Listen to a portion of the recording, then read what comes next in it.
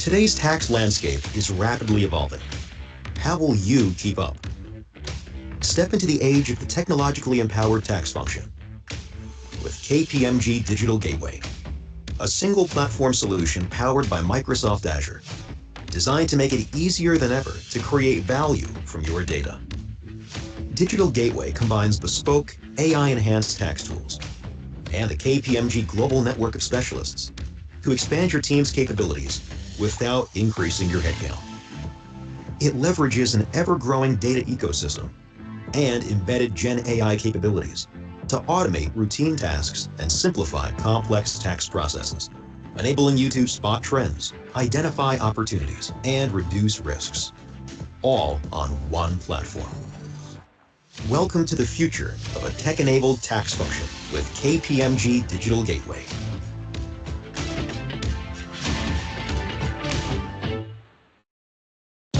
In today's fast-paced world, banks are on the brink of a paradigm shift. Artificial intelligence is a catalyst for redefining strategy, culture, and operations for today's modern bank. KPMG's research reveals that while many financial institutions see AI as critical to their future, only a small fraction report achieving measurable returns on their AI transformation as investment grows. And 70% report significant pressure to show immediate return on investment. With AI, banks can enhance customer experiences, streamline operations, and drive sustainable growth. From fraud prevention and policy review to personalized banking, AI is transforming every aspect of the financial ecosystem. How do you become the intelligent bank of the future? You can with AI. You can with KPMG. Discover the blueprint of the future bank at kpmg.com/intelligent banking. The energy transition isn't just a shift, it's a transformation, one that demands new forms of resilience, adaptability, and value creation. AI is no longer just a tool, it's becoming foundational. It's enabling energy companies to rethink how energy is generated, distributed, and optimized in real time. The goal? Drive efficiency, reduce waste, and create systems that are responsive, intelligent, and sustainable. Investment is following intent. Over 3/4 of energy leaders are scaling up AI spend, with nearly 2/3 increasing it by more than 10%. Why? Because AI is accelerating growth in automation, predictive analytics, and intelligent products, building real business value. As the industry navigates the trilemma of security, sustainability, and affordability, the question is no longer if AI plays a role, but how it enables energy organizations to not only optimize, but evolve. How do you design an organization that can lead, not just optimize? You can with AI. You can with KPMG. Discover the blueprint for energy organizations at kpmg.com/intelligent energy.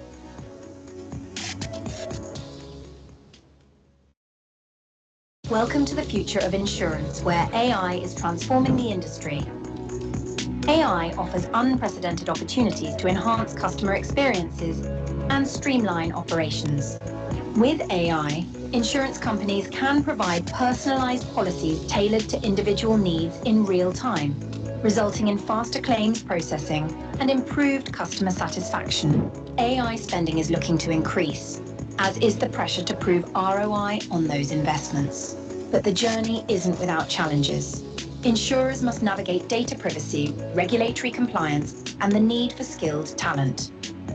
How do you become an intelligent insurance enterprise of the future? You can with AI. You can with KPMG. Discover the blueprint for insurance firms of the future at kpmg.com/intelligent insurance.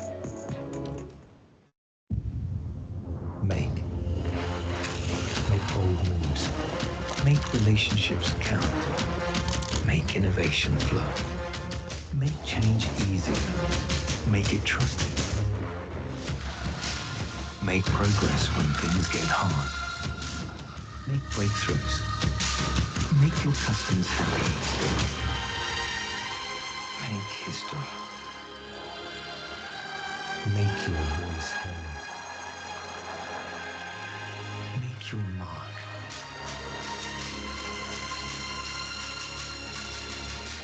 Make it mean something. Make your team unstoppable. Make growth happen. Make it last. Make the future. KPMG. Make the difference.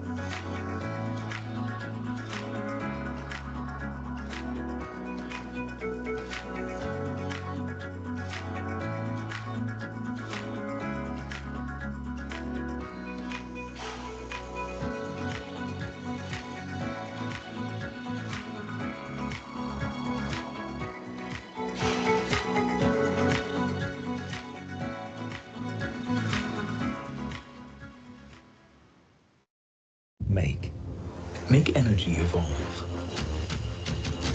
Make it clean. Make it scalable. Make your data trustworthy. Make operations reliable. Make risk manageable. Make grids secure. Make your team unstoppable. Make tomorrow start today. Make. KPMG.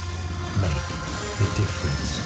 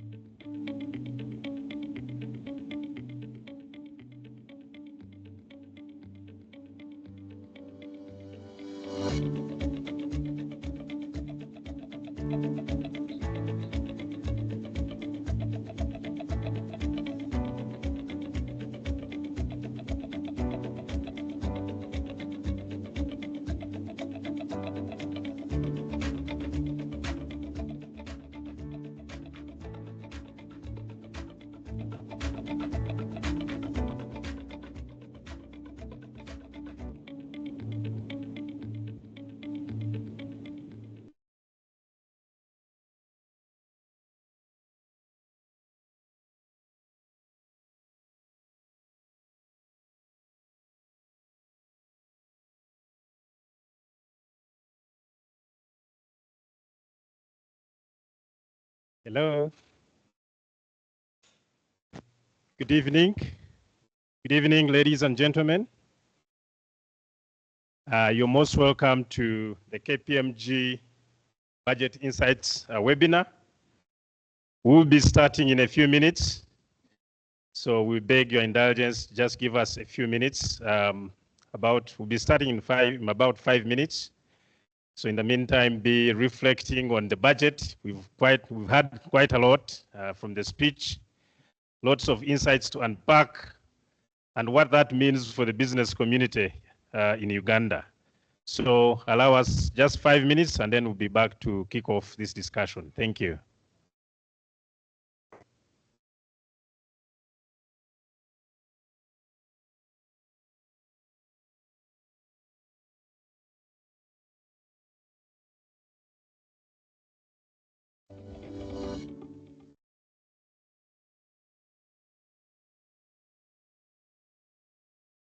Today's tax landscape is rapidly evolving.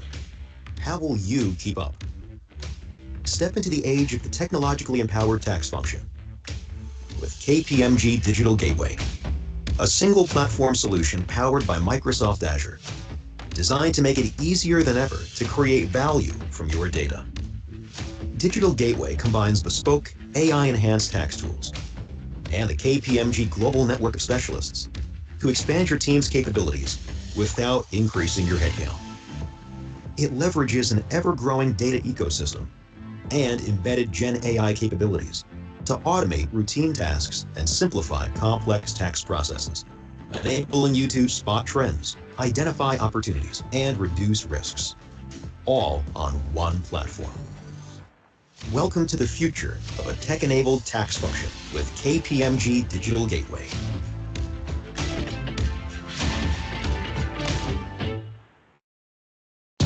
In today's fast-paced world, banks are on the brink of a paradigm shift.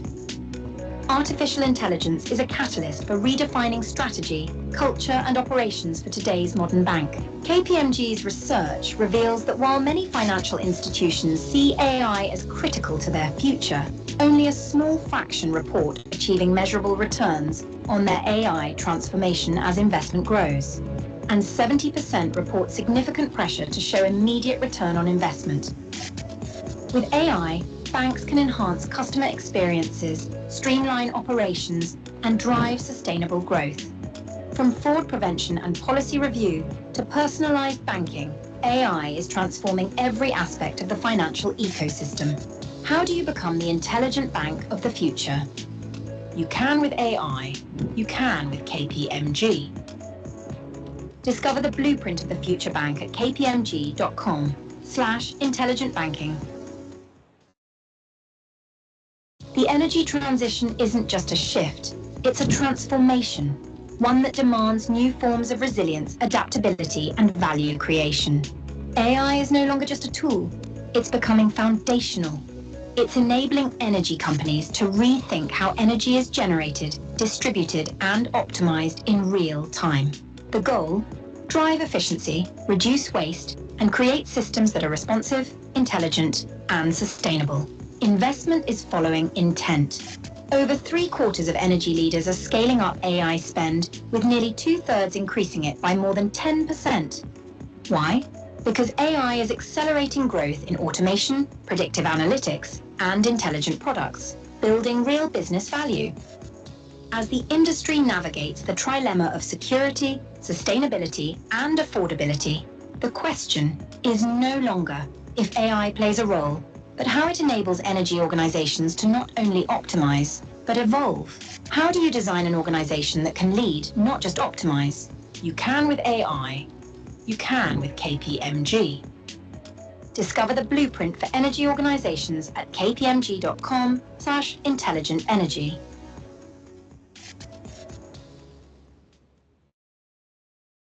Welcome to the future of insurance, where AI is transforming the industry.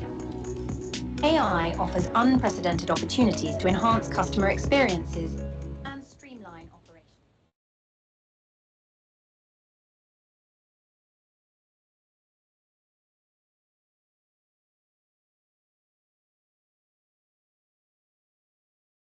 Good evening, once again. You're most welcome. 2026-2027 Uganda National Budget Insights webinar.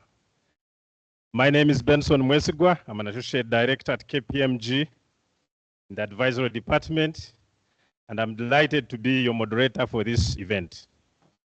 We are so glad to have you, and we look forward to an insightful discussion as we unpack this year's budget. Personally, I've heard so many things. I'm very excited. As a business consultant, there's been a lot of support for the business community, and we'll be hearing from a distinguished team of panelists whom I'll be introducing later. So I believe each one of us has a lot to unpack and understand what does this mean for us. Before I move forward, allow me to take you through the program for the day. We're going to be here for exactly 2 hours. We've already taken about 13 minutes, and we'll make sure that we compensate you for the 13 minutes. We shall have opening remarks by the KPMG Country Managing Partner, whom I will be introducing shortly. And right after that, we'll dive into the discussion, starting with a global perspective. We know Uganda does not operate in a vacuum. It operates within the global sphere, and the aspects of the global community impact and shape our budget. After that, we'll then bring it home with our very own Dr. Fred Muhumuza, who will tell us from a local perspective what are the key risks and opportunities that we need to consider as a business community, and how is the budget addressing those opportunities and risks and challenges. And then after that, we'll have a deep dive into the key tax amendments that have been proposed and passed in the budget law. And then after that, we shall have a panel discussion for just 40 minutes, and we'll close it after the panel discussion. This being a virtual event, and in the interest of time, We are going to request that you keep your questions, comments in the chat, and we'll be checking in to make sure that we take note of your questions during the panel session.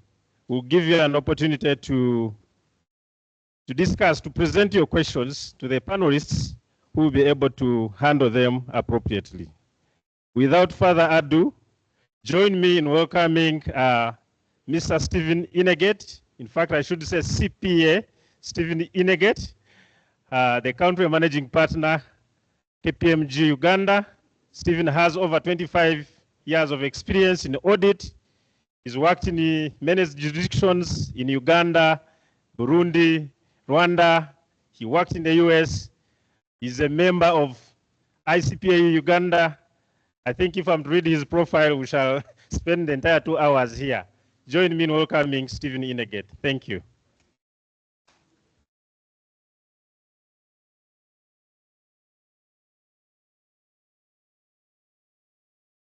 Thank you, Benson. Good evening to you, our dear guests, all participants online and those within the room. We welcome you to our 2026 budget brief. We usually call it budget dinner, but do accommodate us this year that we are doing it virtually for obvious reasons. As KPMG, we value your health. Without you, there is no consulting that we do. So we therefore had to respect the guidelines given by the Ministry of Health. As you've heard, my name is CPA Stephen, with the privilege to lead a team of great professionals based here in Uganda, but working across the East African region. I want to congratulate the Honorable Minister of Finance, Henry Musasisi, for his first budget, which in my view is done so well and delivered a very eloquent speech and explained how we are going to move as a country. This budget, of course, the theme is quite similar to last year. But as he was concluding his speech, before I re-echoed the theme of this budget, he said it is the budget which is anchored on Kisanja normal sleep. What does that mean? That as a country, all of us are invited to work and create value. And this way, we will be able to realize and unlock the opportunities within the budget. The other aspect, it says that every Ugandan must engage in wealth creation. Now, when I look at our country today, I look at the level of unemployment, I look at the young people, old people by the roadsides. We need to tap that opportunity. This represents labor that can be turned into value. So that is an opportunity. So as you walk, ask yourself, what do I need to do to help these members of my community to engage in wealth creation? There is also an invitation to each one of us, and this has been taken to family level, household. Every leader has got to ensure that they take responsibility and accountability to lead their households and move them into the money economy. Get them to produce, get them to contribute to the national product. So when you look at the themes coming through the budget, it's anchored on production. I know the panelists will dive deep into that.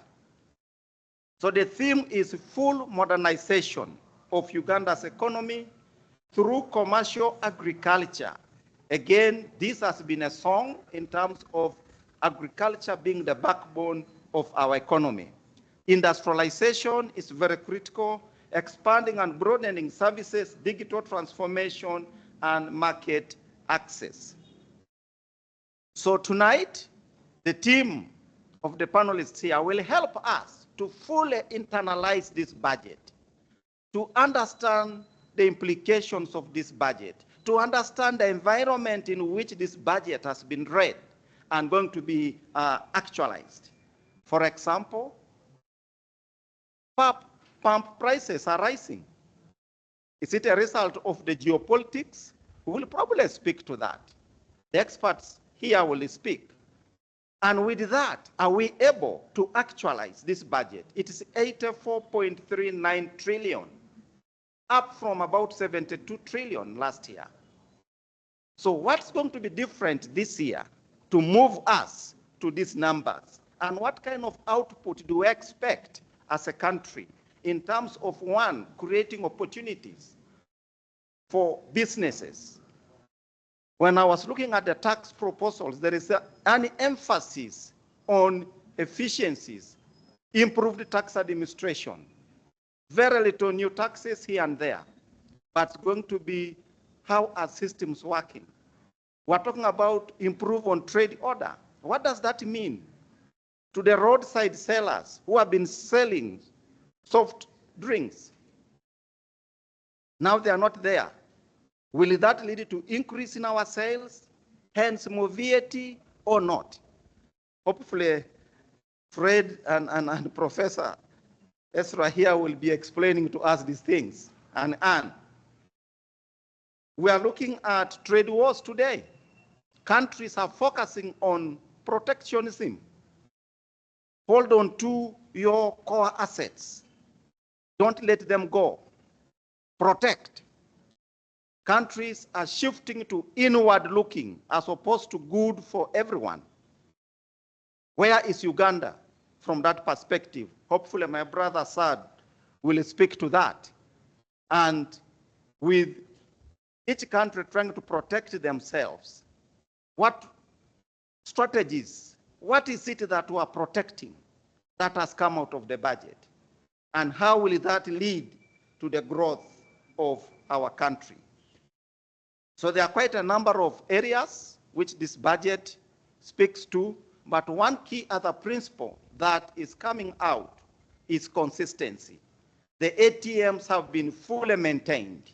So government believes that agro-industrial development is critical in moving and helping Uganda's competitiveness. Tourism remains critical. You have seen pictures. Hidepo International Airport to facilitate tourists coming into our country. And these are good things. But again, which opportunities does this construction present to you? Of course, minerals, and then science and technology. So these are the 4 ATMs for the previous season, and the government is continuing with them. And once we learn this discipline of picking specific areas and put our investment and see them through, not on a short-term basis, then chances are that indeed the tenfold growth strategy is going to be actualized. I believe we are on the right path. So there are quite a number of enablers similar to what was there. I will not get into those. The panelists will speak. So I want to invite each one of you to engage, listen, reflect, and listen to the new tax, not proposals almost anymore, because they have been pronounced. What does that mean to your business? And what opportunities are available? And how do you plug in as a business? So please enjoy the evening. I hope you'll find it interesting. We'll find it kind of giving more insights to you, which will help you navigate through the current business risks that we have to deal with. So welcome and thank you for honoring us. As usual, without you, there would be no KPMG. So thank you for your support. Have a nice evening. Benson? Thank you very much, Stephen, CPA Stephen Inegate. It feels so unreal. So we use dinner, but for health reasons, we had to take the virtual option. So I was about to say clap for Stephen. So give me emojis and those nice things we do when we have such engagements online. A couple of points, Steve. In the interest of time, I will not summarize, but two things to note, a number of things to balance. From geopolitics, the rising oil prices, what does that mean for the ATMs? I think our experts will take us through that. And at this juncture, allow me to take you to the global space by inviting Mr. Assad Lukwago. Assad is a partner in audit here at KPMG Uganda with over 24 years of experience auditing various sectors, banking, manufacturing. He's worked in many jurisdictions within East Africa, in the UK. He's a member of the ICPA Uganda. He's a fellow of ACCA. Assad, please, you're most welcome. Take us to the global space and make us understand how does that impact the Ugandan economy and the budget. Thank you.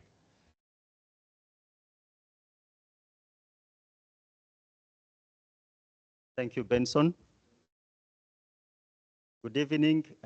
It's a bit, it feels unreal, isn't it? That's what Steve said. But good evening, all our listeners and the ones who are viewing us, and welcome to our budget. I call what? Recap, not dinner. I'm trying to find the better words. Yeah, and thank you so much, Benson, and thank you, Stephen, for the introductions that you've given.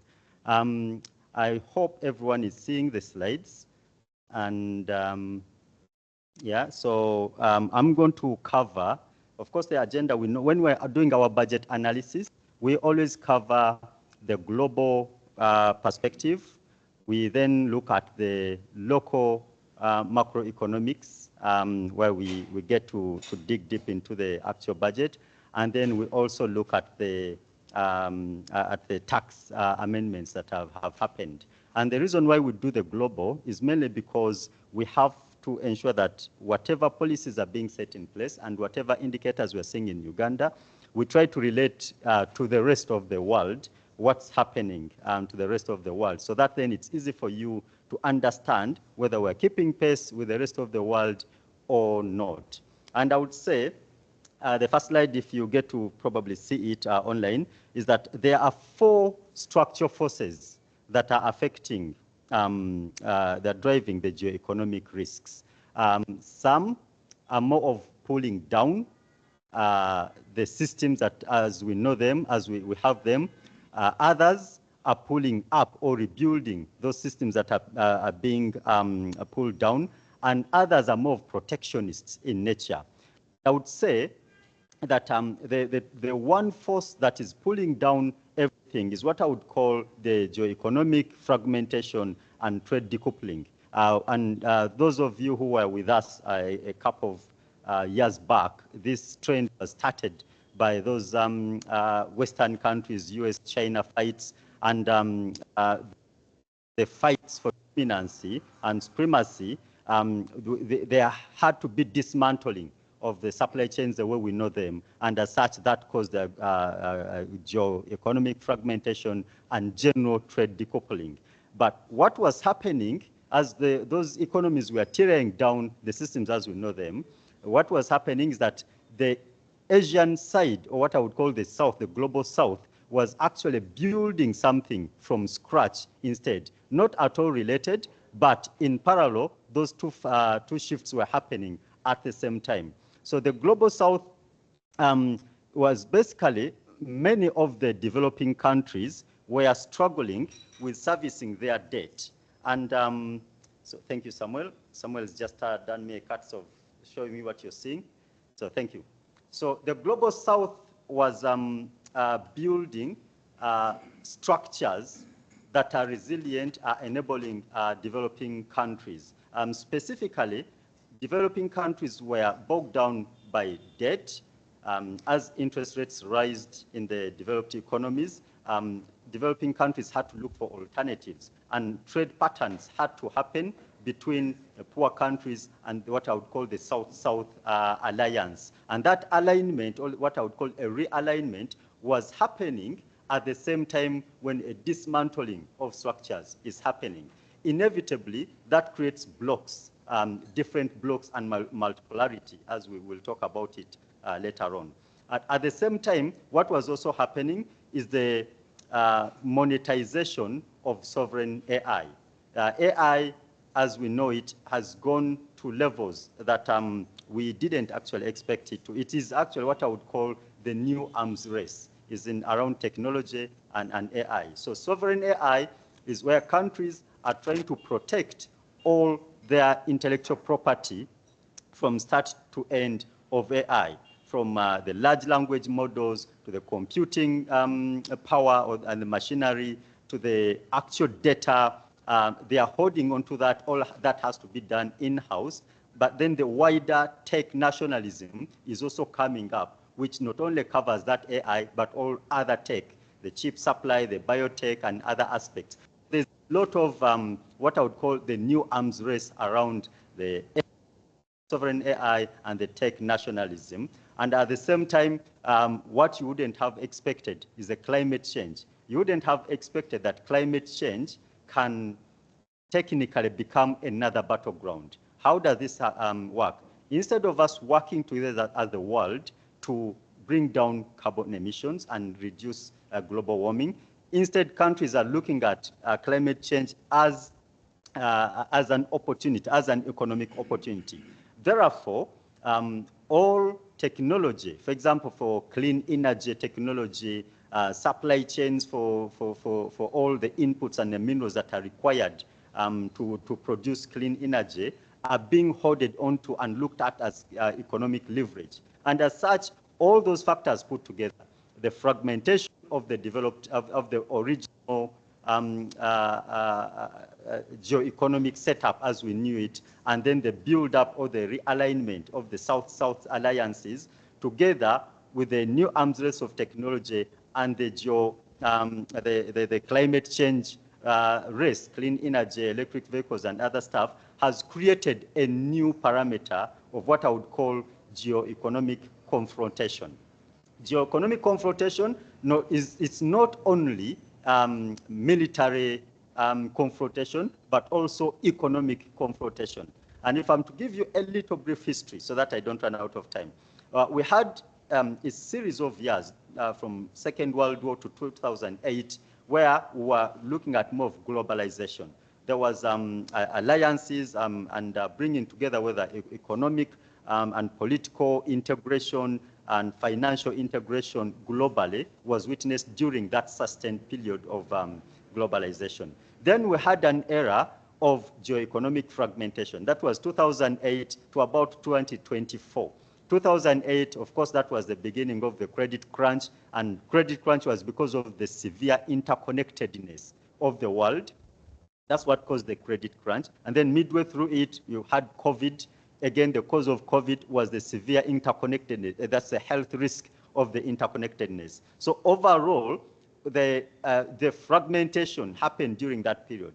That's the period when foreign powers, or let me say the domineering countries at that time, started to create what you call protectionist tendencies and ripping up all the trade rules that we knew and created the fragmentation. Initially, it was a fight against US, between US and China for supremacy, and then it spiraled into all the alliances and everyone.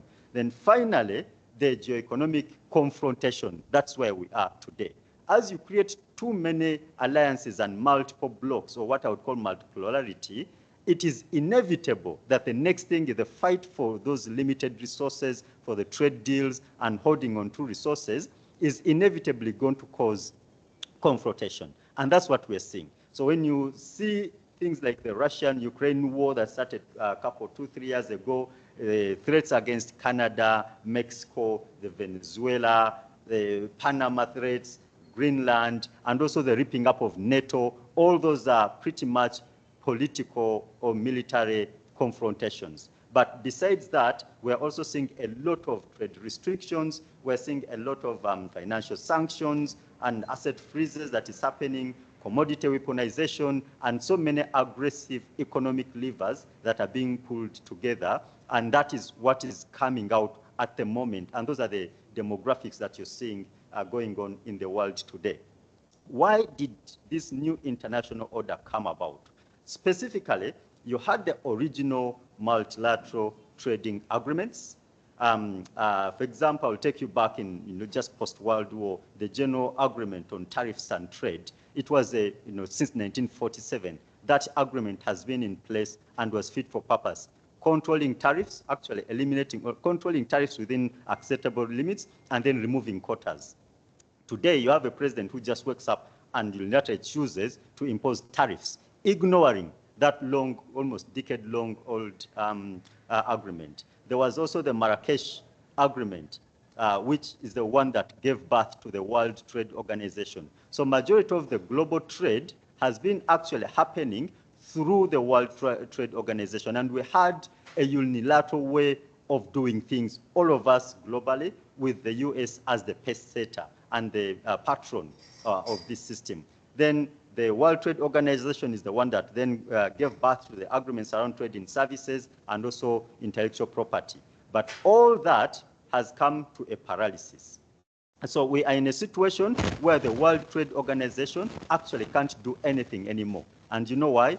It's because the US blocked the appointment of judges to the arbitration court of the World Trade Organization, literally since 2019, rendering the organization almost ineffective. We're seeing situation of weaponizing interdependence when you have countries being switched off SWIFT and other trading systems, or supply chains being blocked off just in order to implement sanctions or other economic squeezes. So that is what is causing now a multipolar system that we're in. Then the modern economy has also outpaced all the original agreements. The World Trade Organization, 1994, the internet wasn't what we know of the internet of today. There was, of course, clearly no AI, no data risks, no nothing. So if you have frustrated the World Trade Organization from doing its job, and the world is so fast-paced, it is inevitable that other mechanisms have to be looked for. Of course, the geopolitical rivalry, friend-shoring, rivalry between the US and China, ultimately that's what has shifted the world to multipolar agreements. And we are seeing blocks, economic blocks emerging, or let me say, where there is no unilateral or multilateral agreement, now blocks are creating agreements between each other.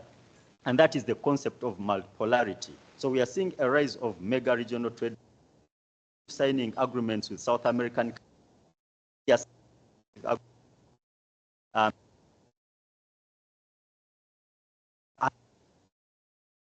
countries, Pakistan, South agreements, us as Africa, COMESA, ESC, and SADC, we signed a free trade agreement. So you are seeing many blocks, economic blocks emerging right now, and that is how the world is moving ahead. And then other aspects of multipolarity that you're seeing is the breakup of NATO. Clearly, that means that each one is going to be on their own, even on military aspects. You've heard of terms like the axis of resistance. That is a specific polar or block that you have to deal with. There was a rise of a new development bank, the BRICS bank. How is that going to perform or compete against the IMF? That's a new parallel order. SIPs and MBridge, those are coming to replace SWIFT as we know it. So clearly, there are so many indicators of multipolarity that we are seeing. What does this mean to a local business person or even local policymakers? One, we are going to be seeing severe funding cuts. Development and aid activities are going to clearly and significantly reduce because now countries have to build their own infrastructure on their own, whether military or technology, and therefore money going around will be reduced. Capital controls, there's going to be significant controls of capital flow because that is going to be used as a lever to get some bit of leverage in the confrontation. aggressive policies to shape the global monetary policies. You're seeing settlement systems are being replaced. Other countries are trading directly in their own currencies. We're bypassing the petrodollars. We've known it in the past. And then foreign reserve mixes where people don't rely on the old school foreign reserves that we always knew. Infrastructure blockage. These are all, examples of geoeconomic confrontation. When I say infrastructure blockade, everyone thinks of the Strait of Hormuz or choke points. But you're also having situations where satellite networks are being blocked off certain users. You're having undersea communication cables being threatened. Energy pipelines also at risk. So there's a lot of risk that is arising from this geo-economic confrontation. Then, of course, investment screening policies, where there is, you saw recently, before we got into elections, there was a ban on Starlink equipment. So you're going to see a lot more of that. And it's not only us doing it, but everyone in the world is doing it. Where there is an unfriendly piece of technology coming in your country, there are going to be lots of investment screening policies that block off that technology from coming in that country. And also the other way around. If you have intellectual property on specific technology that gives you either military or economic leverage, countries are going to hold onto that technology. And these are all what you'd call geoeconomic confrontation. And then ultimately, political and social instability. In the past, we had one police, one country acting as the global police. Today, they aren't willing to play that role.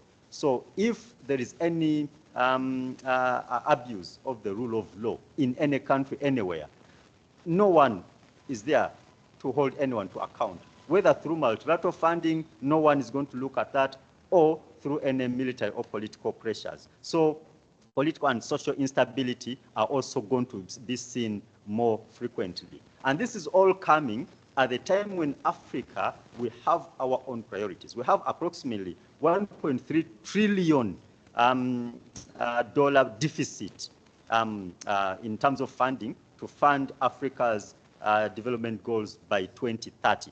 1.3 trillion. This is the moment we're in, where the globe is, everyone is on their own and literally actually fighting.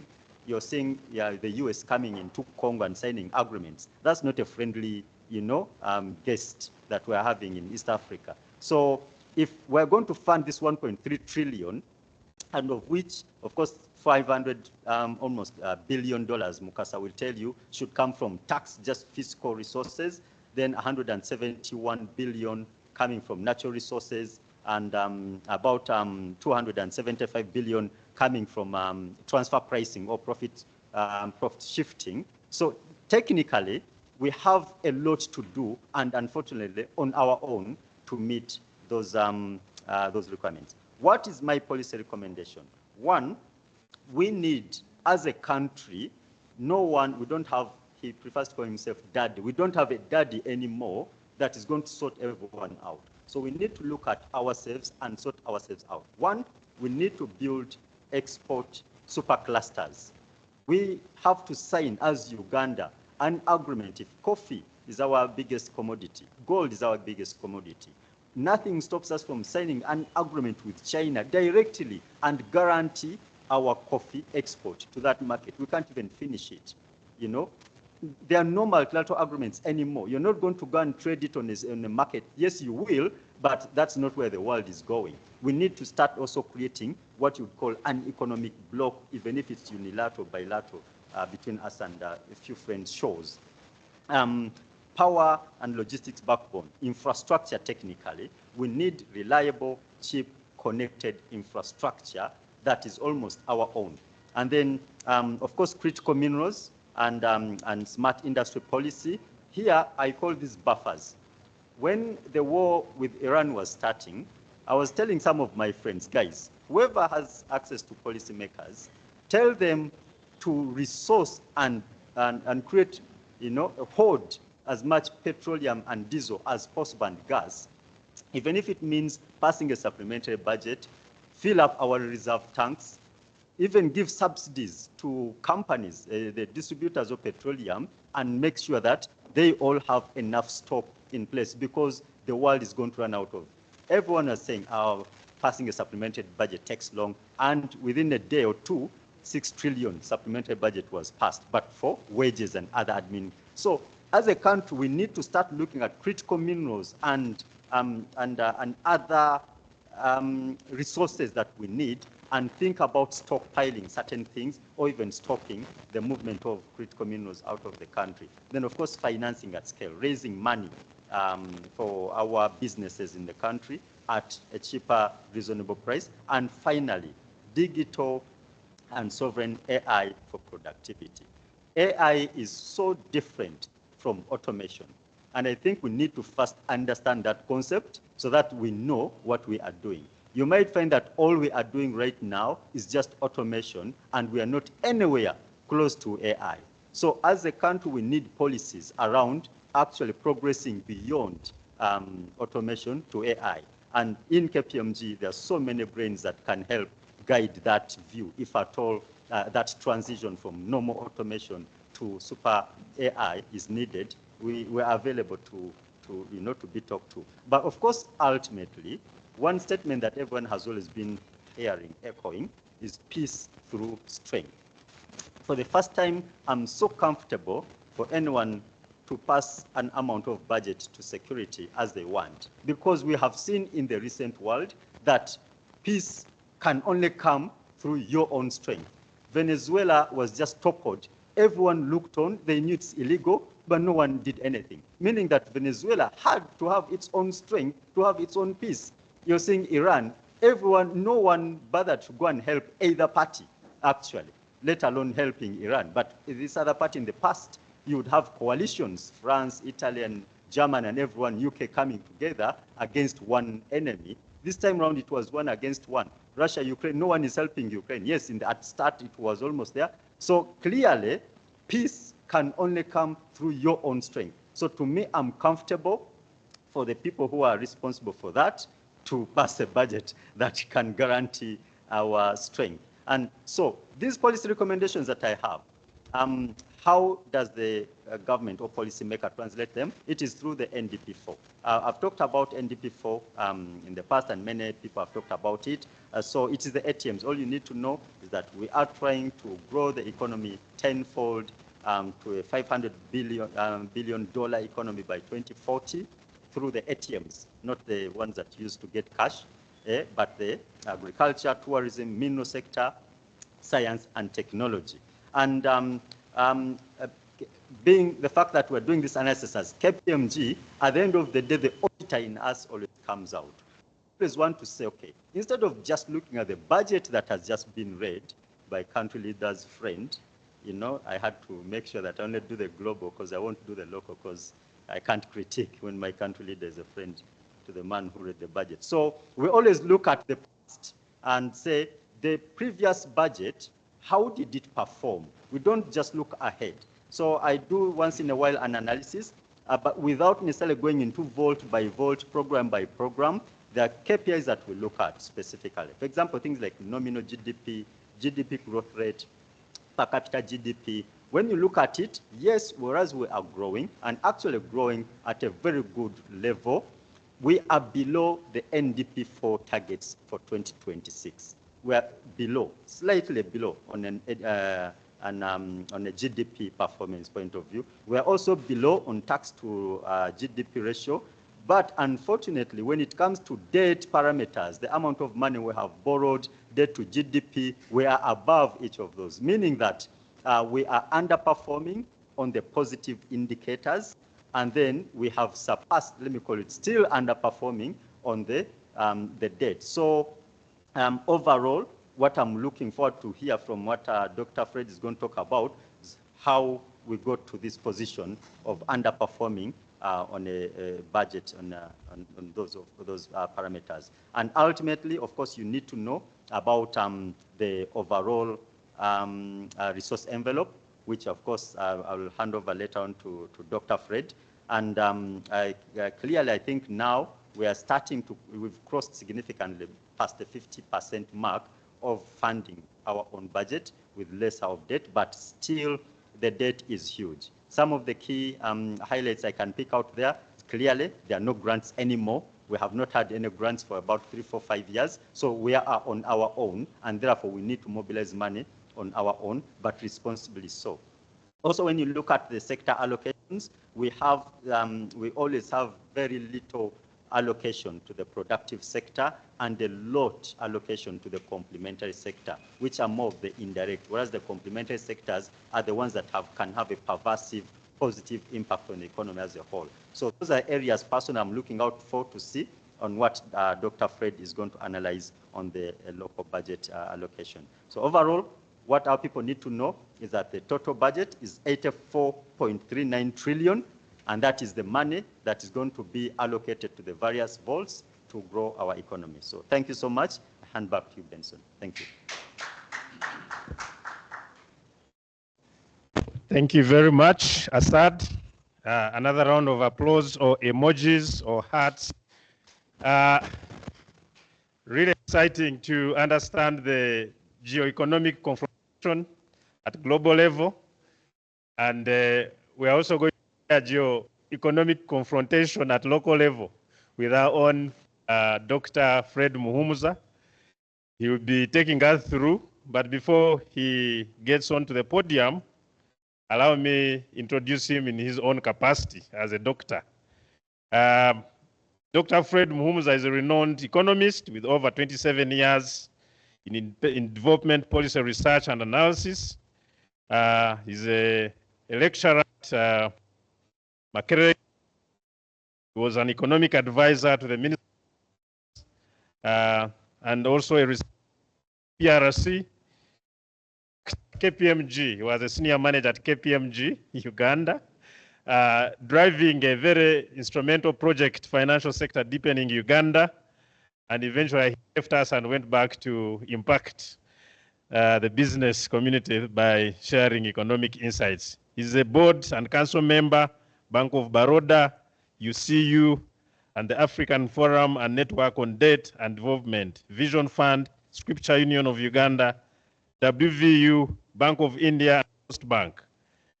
Doctor, file to the end, we might miss the budget, and yet we need to understand how the 84, how does it confront, and what does it mean for business? So colleagues, join me in welcoming Dr. Fred Muhumuza to take us through the local confrontation to understand growth expectations. Doctor, thank you.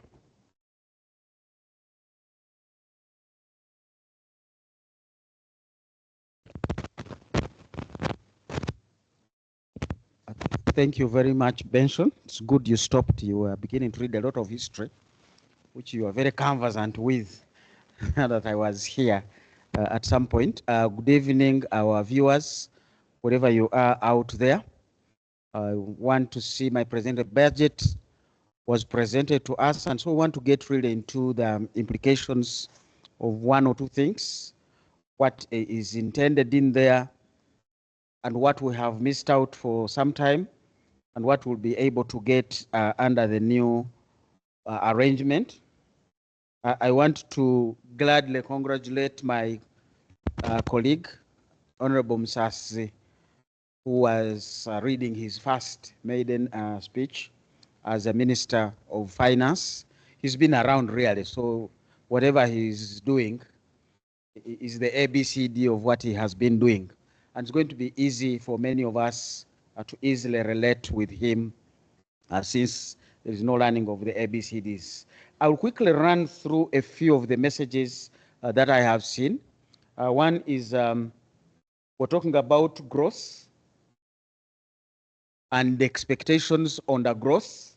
It's above 5%, which is a good record for Uganda, and despite the global shocks that has been well noted. But he also put in some caveats of what was expected that is yet to come through.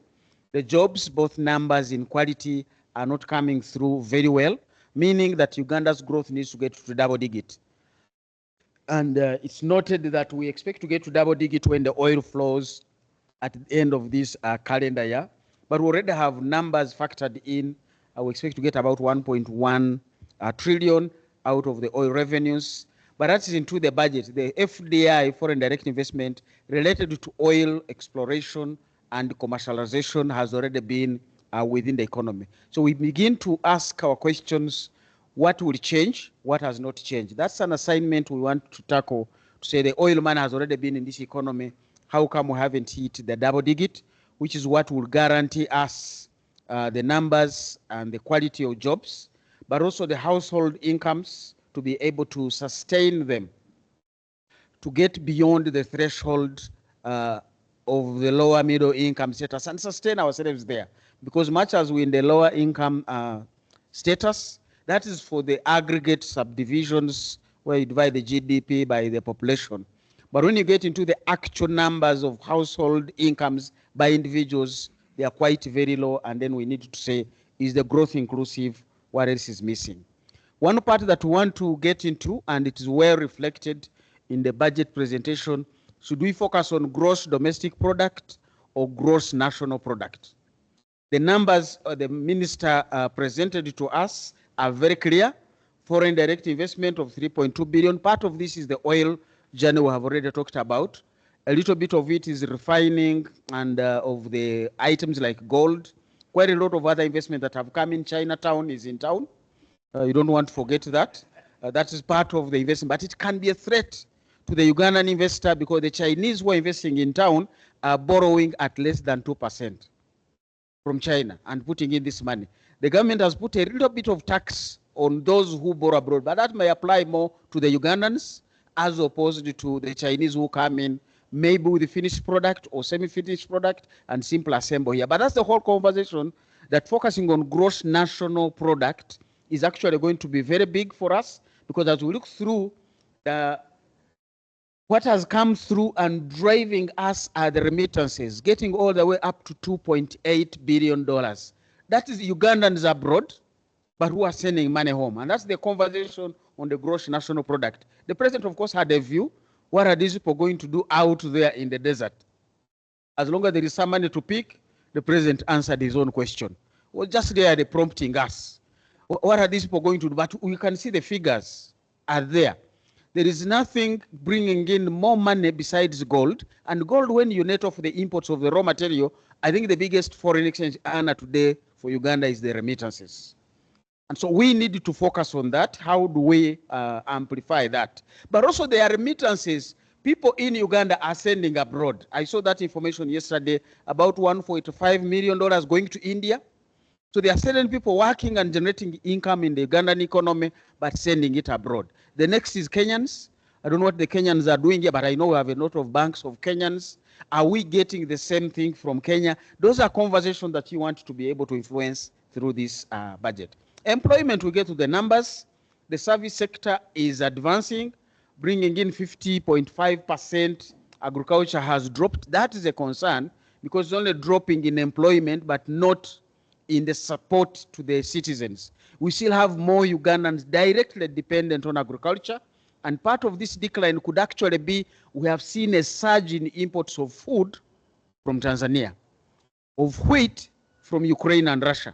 So could that be the reason that the Ugandan agriculture is being out-competed by imports of food? Those are numbers we are going to delve into and have a conversation with the minister and his supervisor as we go forward.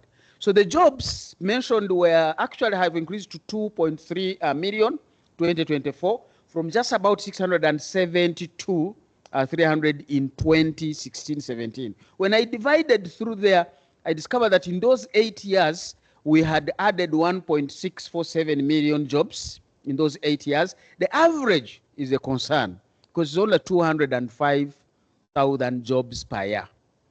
The NDP 3 target was 884,000 jobs. That's just about 25% of success rate on the jobs we needed. So what is happening in the job market in this space?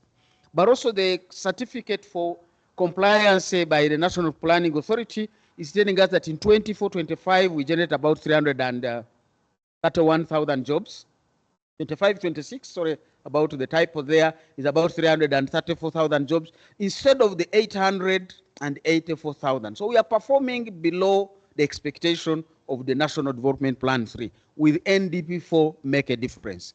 Some of these are global dynamics, and they have been explained to us. Some of these are internal dynamics. We have work to do, much as we are getting into the middle income status. The jobs, what incomes are they raising for people? You can see the yellow, 2019, 2020. You can see the pink, 2023, 2024. These are still very low levels that people are earning, Ugandans, because these are monthly consumption expenditures. Those are very low expenditure levels. They cannot trigger the growth that we are looking for. And expenditure is the biggest driver of economic growth. We've been looking at the Ugandan data.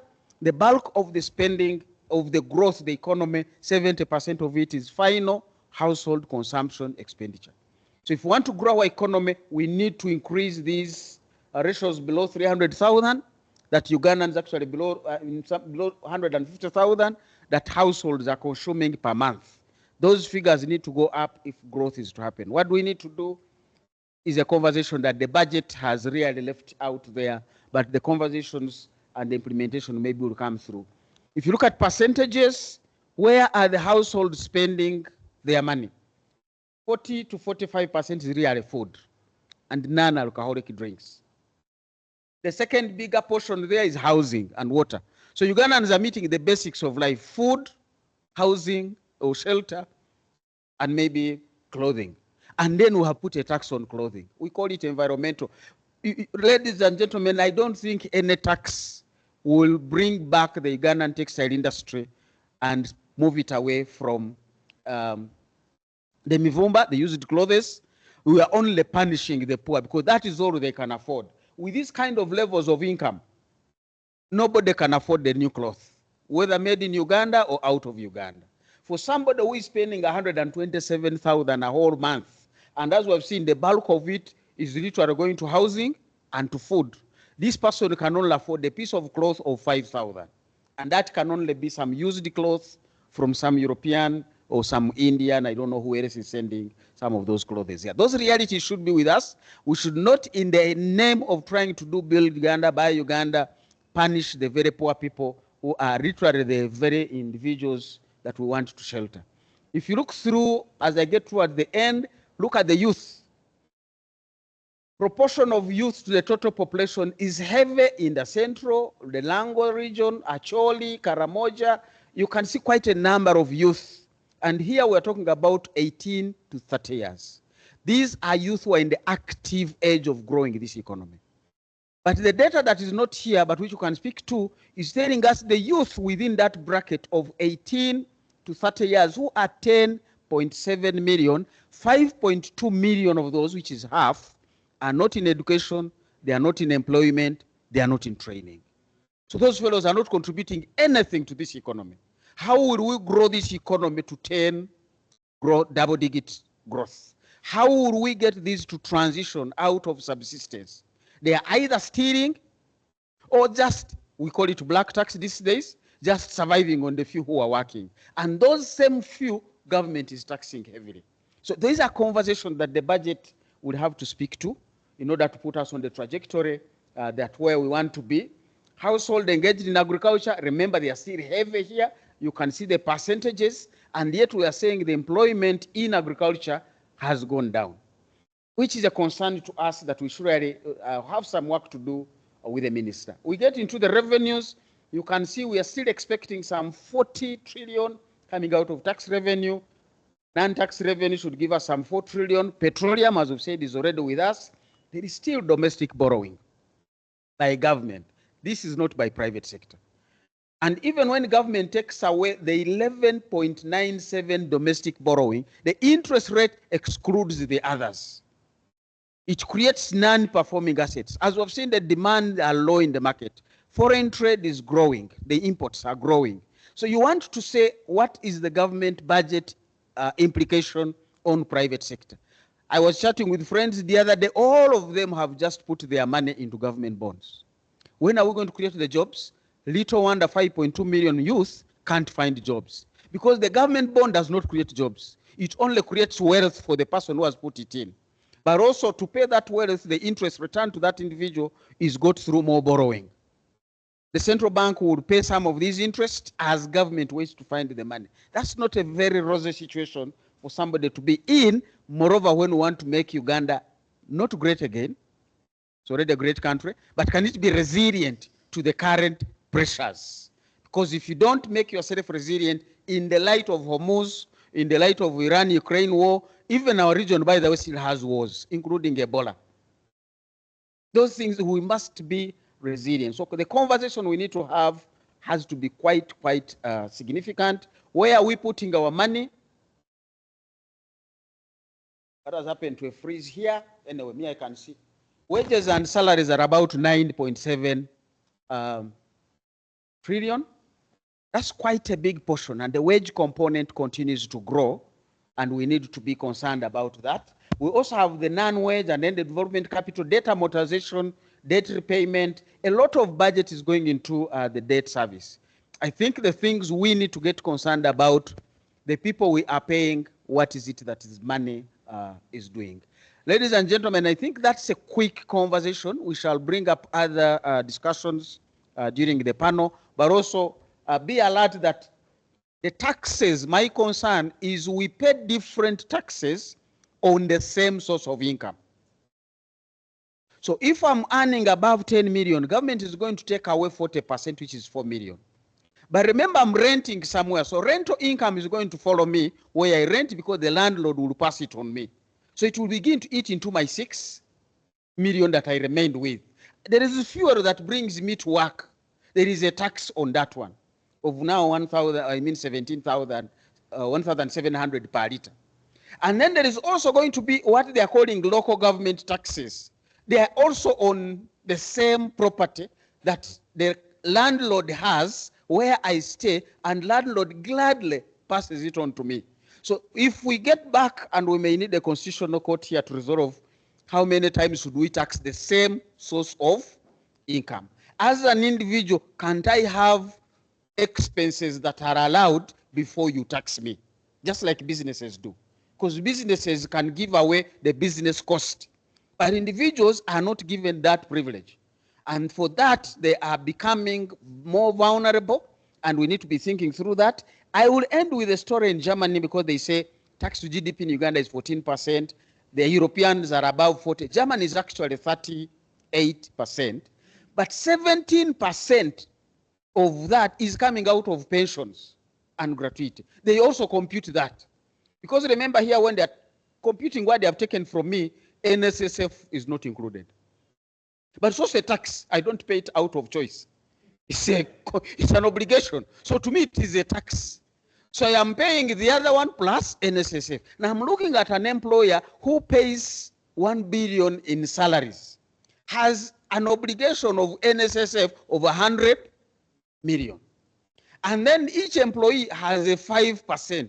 Now, the Germans compute that. The beauty with it, once you have paid your 38% in taxes, anybody related to you who is unemployed, the state takes over.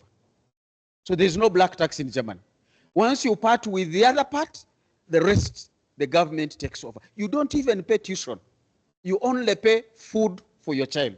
But in Uganda, even after 40% is gone, you still have to pay for your own security where you pass, that small road that leads you home, hire an ambulance, paying the medical costs. So we cannot just compare straight lines to say tax to GDP, we need to get it to 40%. Are we spending the right way? These things are not just about individuals, they are about the strategy for economic growth. Thank you very much.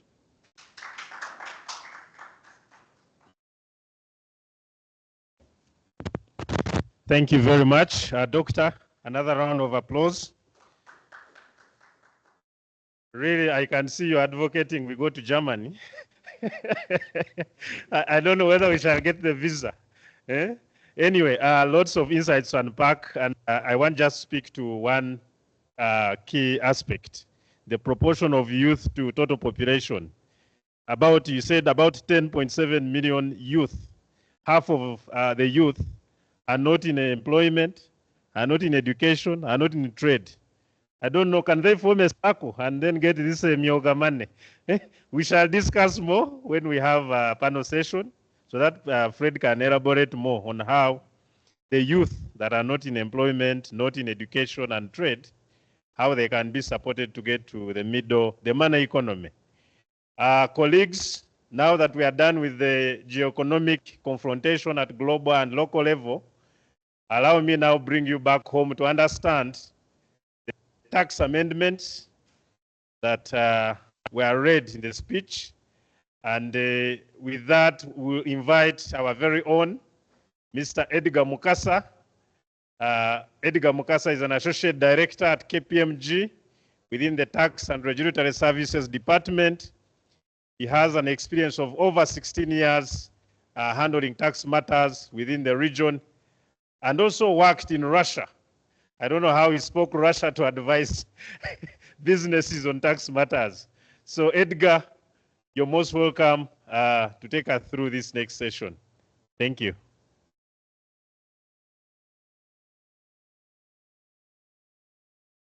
So thank you, Benson, and good evening, everyone. Thank you for making the time to be with us today.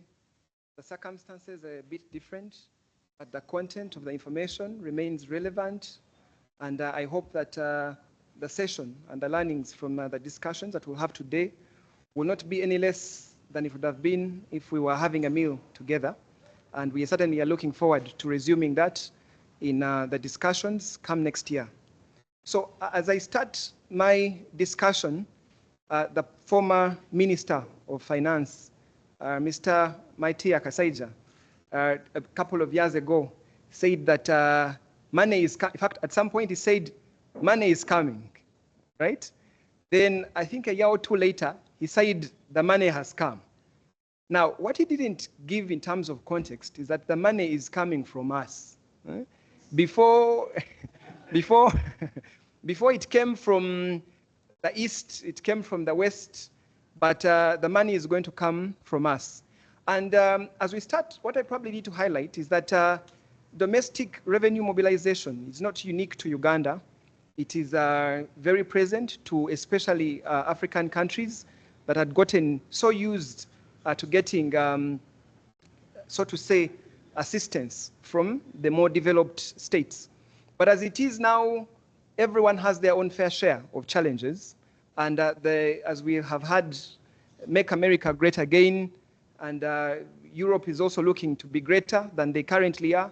So everyone is looking at themselves to try and do more for their own people.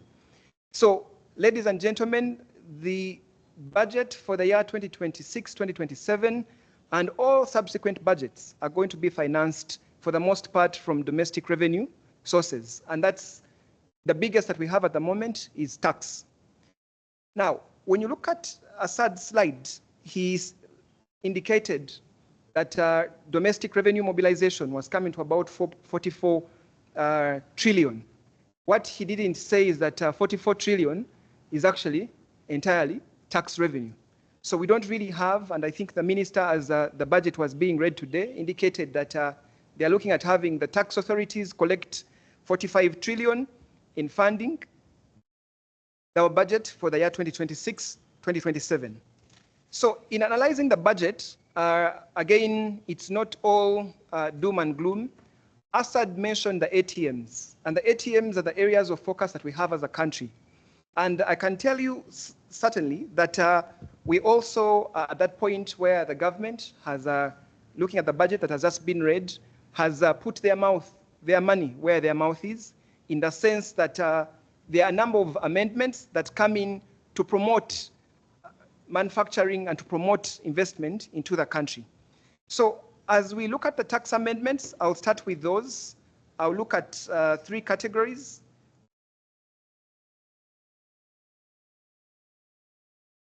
The first category is encouraging investment and local manufacturing.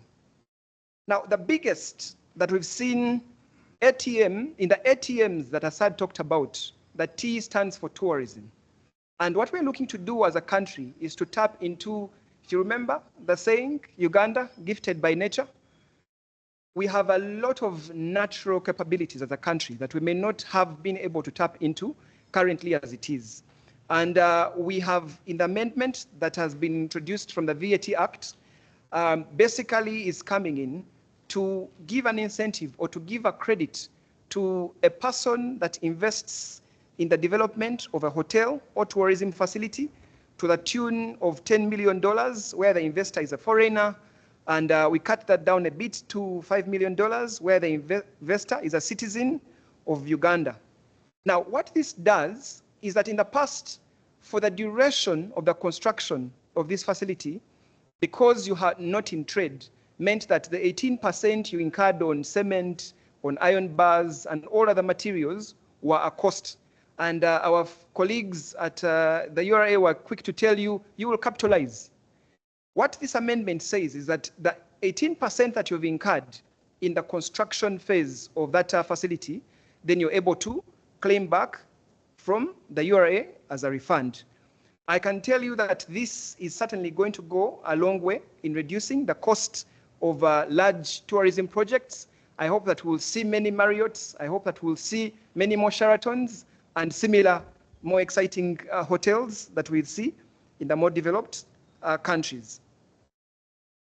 Now, on the mining sector, again, one of the challenges that we've had, for those of us that have been following the story of oil and gas, is that it is extremely capital intensive.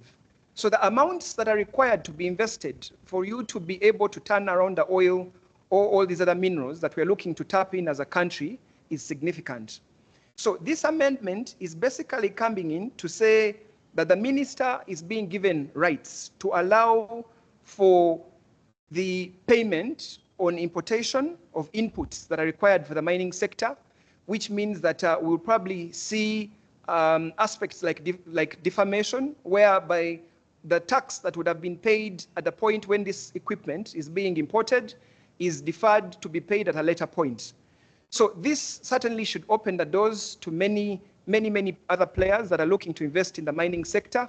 We hope that the projects that we have and those that are yet to start that have been curtailed by funding will certainly be able to move a lot faster. Now, the other very welcome amendment that is coming in from a VAT perspective is the compulsory registration for VAT. As it has been for the longest time, at least, I've been practicing for 16 years. For all the 16 years that I've been practicing, the threshold for registration for VAT has been 150 million Ugandan shillings. What this means is that the moment you touch sales of 150 million shillings, as it has been, then you are required to register for VAT. But remember, we are in the era where we're trying to encourage the private sector and the private enterprises, the SMEs, to come up. And VAT, the fact that it has to be paid upon issuing of the invoice before the payment has been received from the customer, then has certainly curtailed their cash flows for the longest time. So again, this is a very welcome development, because it means that for the micro and small enterprises, they will not be required to register for VAT until they have hit sales of 300 million shillings.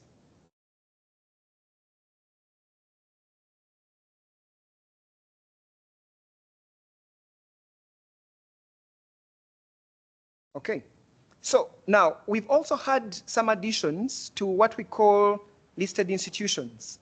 And this includes the Australian Development Agency and the Arab Bank for Economic Development in Africa. Why is this important? Again, funding, especially from an African perspective, has been a huge challenge for many years and continues to be a huge challenge.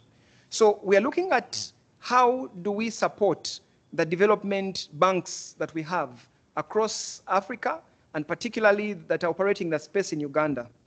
Now, this means that for these two entities, then there would not be, or VAT will not be a cost to them, which in turn means that the cost of them operating in Uganda will certainly be reduced, and in turn means that the cost of funding or the cost of borrowing from these institutions will subsequently be reduced, which certainly will encourage investment, will encourage manufacturing, and will encourage many other organizations to come up with the funding that they require to move to the next level. Now, similarly, the Income Tax Act has also been amended to include the Arab Bank for Economic Development in Africa, the Uganda Red Cross Society, but the one that strikes me the most is the Arab Bank for Economic Development in Africa. And again, exempting their income from tax is a much welcome development, because it means that their costs of business will reduce, and in turn, we hope that I will see much more affordable funding for those that are going to look to borrow from that organization. From the time that I started working many years ago, we had a threshold of 130,000 Ugandan shillings. And for the benefit of those that may not understand what that means, is that when you make 130 at that point, for the longest time, up to 130,000 Ugandan shillings on a monthly basis was tax-free. But what can 130,000 shillings buy? So anyway, subsequently, after a lot of talk, the threshold was increased to 235,000 shillings. That was back in around, I think, 2014. And 235,000 shillings. Again, allow me to ask, what can it buy under the current circumstances? So ladies and gentlemen, after a lot of public outcry, the threshold has been increased by an extra 100,000 shillings on a monthly basis, which in essence means that the government has put an extra 100,000 shillings in our pockets.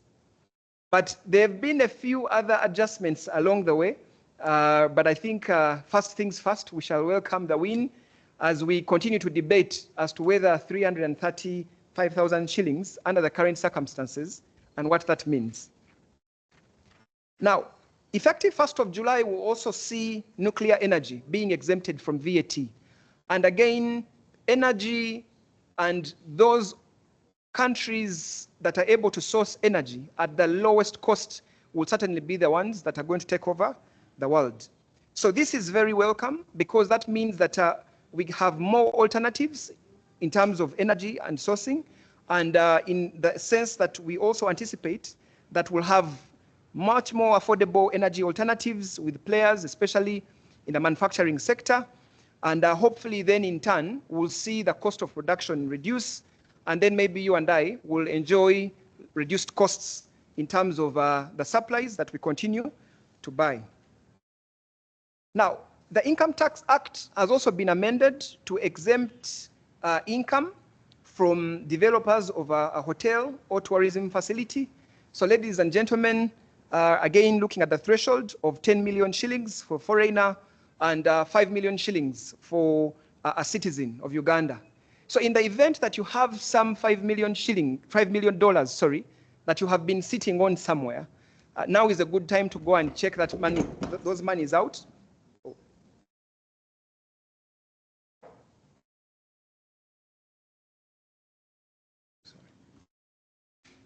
So now would be a good time to,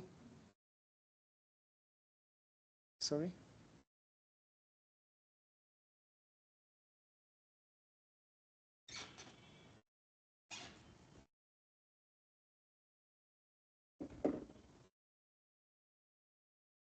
So now would be a good time to build that other Serena, because then you'd be able to enjoy an exemption from income tax on that amendment that is coming in effective 1st of July, 2026. Now, we have had a section 25, that for the longest time has caused turmoil, which limits the deductibility of interest for members of a group. And the questions have continued to be asked, who is a group? But this amendment at least comes in to give some bit of context, that a group is defined to mean, other than an individual, someone that needs to have at least 51% interest in the common underlying ownership. So hopefully there will be many more organizations and entities alike which will be able to benefit from the exemption to the extent that they do not qualify as part of a group, which in turn means that a bigger part of the interest that they've incurred will be allowable for tax purposes, leading to a higher profit. We will tax a little bit more in Uganda, but then you also get to take home a little bit more than you have before. So the income of Bujagali Hydro Power Project up to 30th of June 2032 has been exempted from income tax. And in case you're wondering why this is important to you, the tariff, the price of the tariff, the unit, which all of us use to watch our Netflix the TV and the like, feeds into the cost of Bujagali hydropower project. So to the extent that they've exempted their income from tax means that their cost of doing business is going to go down. Then it means that we're also going to continue to enjoy electricity at a much more affordable tariff rate.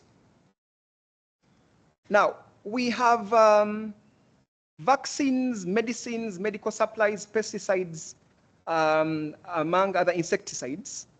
The law has also been amended to exclude them from infrastructure levy of 1.5% and import declaration fee of 1%.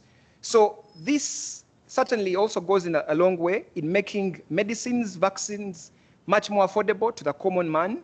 So again, this is a much welcome development. Now, on the other hand, for those of us, there's a market downtown, Owino Market, and when we grew up, it was always said that their clothes were the ones that lasted a bit longer. I wonder what's going to happen now. In fact, it was also said at the time that their clothes, the pricing there was a lot more affordable. So there is a 30% environmental levy that is being imposed on the CIF value of worn clothing and other worn articles. Means that the older clothing is now going to be a lot more expensive than the new clothing. And I guess, ladies and gentlemen, all of us are going to continue to wear clothes. There's second leg. If it's the trousers, second leg. But maybe now we continue to have, or to be the first ones, and maybe the last ones to wear the clothing. Now, from tax stamps, digital tax stamps, for the longest time, the penalty, to the extent that you were found in possession of goods that did not have tax stamps being fixed, then the penalty was 50 million Ugandan shillings, and this is being reduced to 2 million. And of course, this is to cover especially entities that are in the setup phase.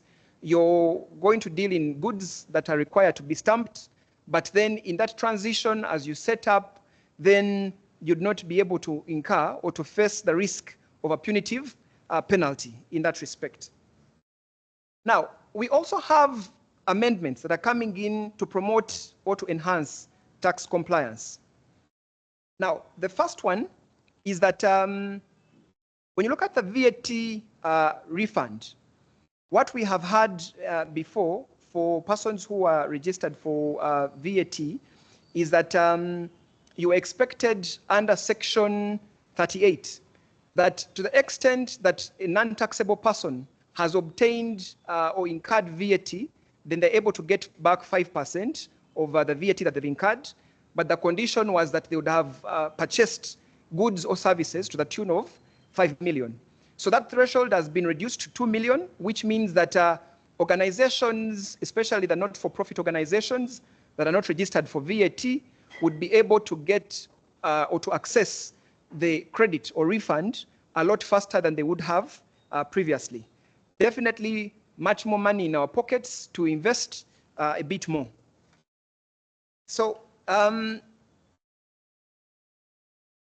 now, when we look at the penalty of failure to file VAT returns, again, the penalty has been reduced from 5 million to 2 million.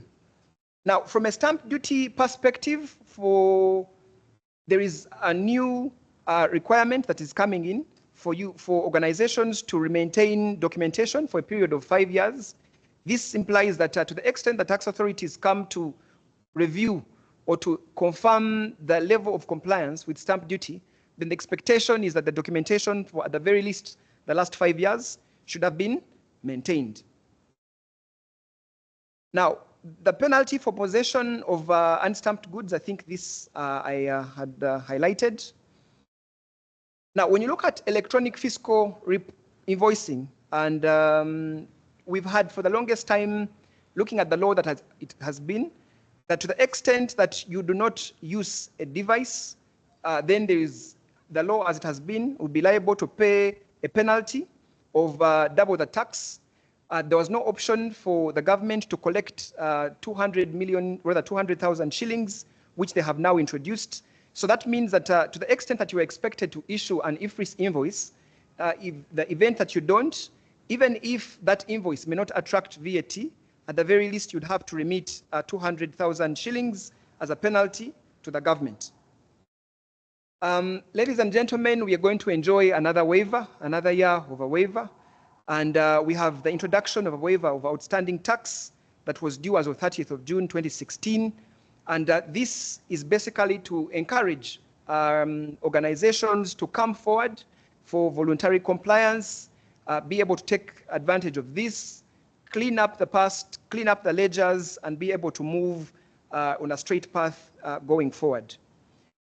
In addition, we have a waiver for all the principal tax that was due as of 30th of June 2025, to the extent that the principal tax is remitted by 30th of June 2027, then would have a waiver of interest and penalties.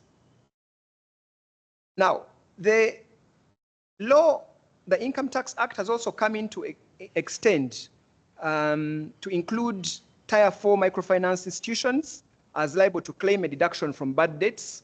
In the past, it has been clear for the banks, that Tier 1, Tier 2 banks, but the Tier 4 and other microfinance institutions are also going to be able to claim a deduction in terms of bad debts, which in turn reduces the cost of business and has more money in the pockets for them to expand their operations within Uganda. Now, there is an amendment which is coming in, because the rental tax for individuals for the longest time was being done on quarterly basis, and this is to move that it's accounted for on the income tax is accounted for on a monthly basis as well. This certainly means that there will be hopefully more rental tax compliance, but it also means that in terms of cash flows, there would be better cash flows from the government perspective, because then they get to receive their monies much sooner. Now, there is an anti-avoidance provision that is being introduced for players in the mining sector. So to the extent that they are obtaining goods and services from related parties, then they expected that the transactions will be carried out at arm's length. So to say that they'll be carried out the way they would have been carried out if they're with third parties. Now, as I conclude, we'll quickly look at a few of the amendments that have come in to expand the tax base. One is that a royalty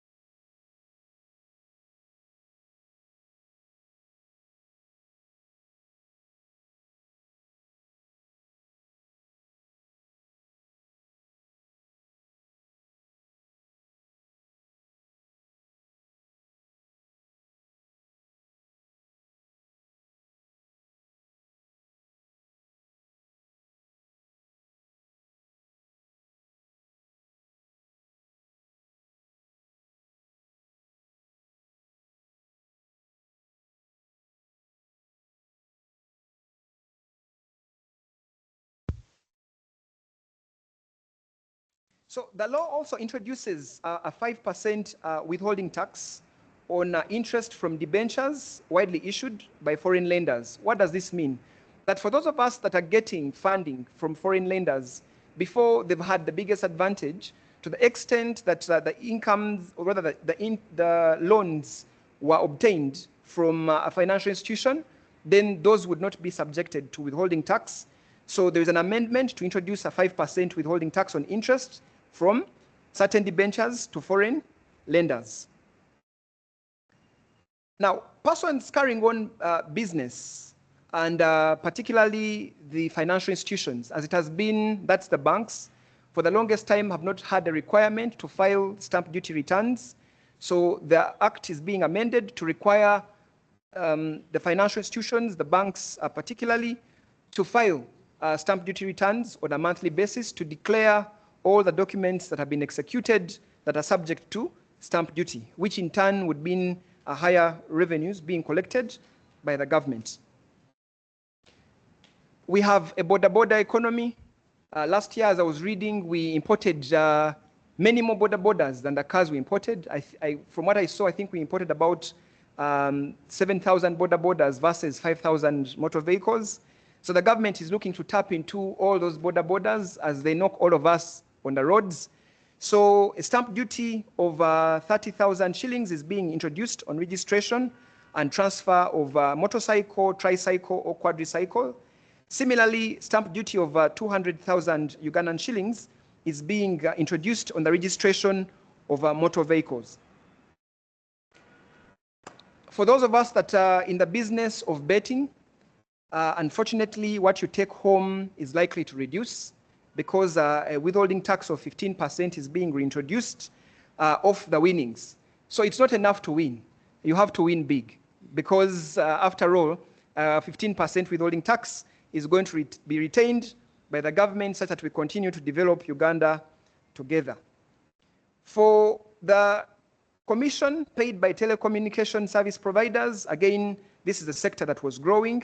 A withholding tax of 10% has been introduced such that the government can tap into those revenues. So public entertainers, withholding tax is being introduced at 6%.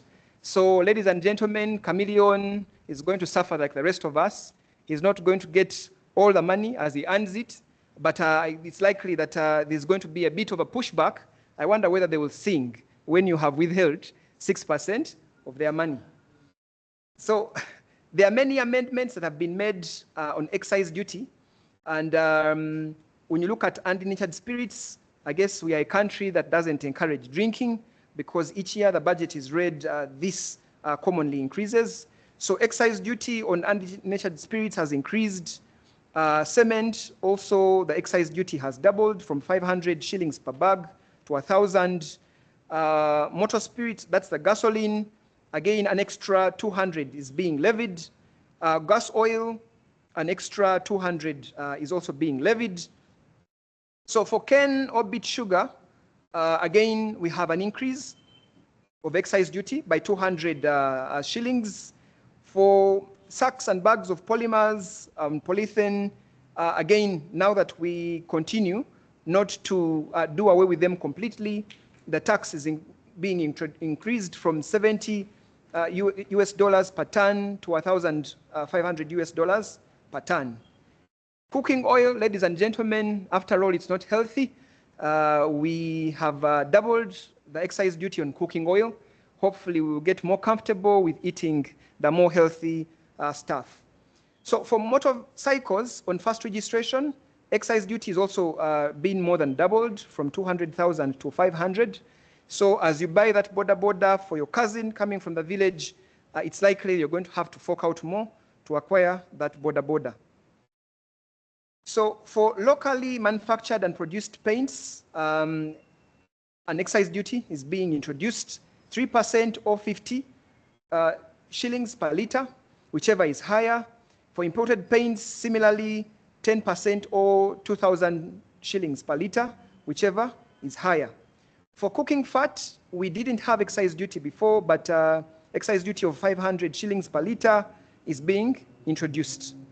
Now, lastly, this amendment, and to be honest, I'd never really paid attention to it until now, but the law stated that if you have a VAT refund and you submit it to the tax authorities and they validate that refund, you've submitted it in January of 2026, March of 2026, they confirm that that amount is due to you, but come December of 2026, they've not paid that money to yourself. I didn't know that the law provided that you can also charge interest to URA the way that they would charge it to you if you do not pay them on time. But as it has been, this had been set at 50,000 shillings. What this meant is if URA validated and it's 50,000 shillings due to you, then you could charge them interest. 50,000 shillings is nothing. So what they've done is to give themselves a little bit more room. That if the amount that has been validated as due to you is 5% of what you applied for, then and only then can you charge them interest to the extent that you have not been expeditiously paid, although it remains very gray what amounts to expeditiously being paid. So ladies and gentlemen, I think in a nutshell, that's what I wanted to share with you in terms of the tax amendments. But as we've seen, it's a little bit more balanced. But again, what Mr. Kaisaija didn't say as I conclude is that the money is coming from us. Thank you for listening, and good evening.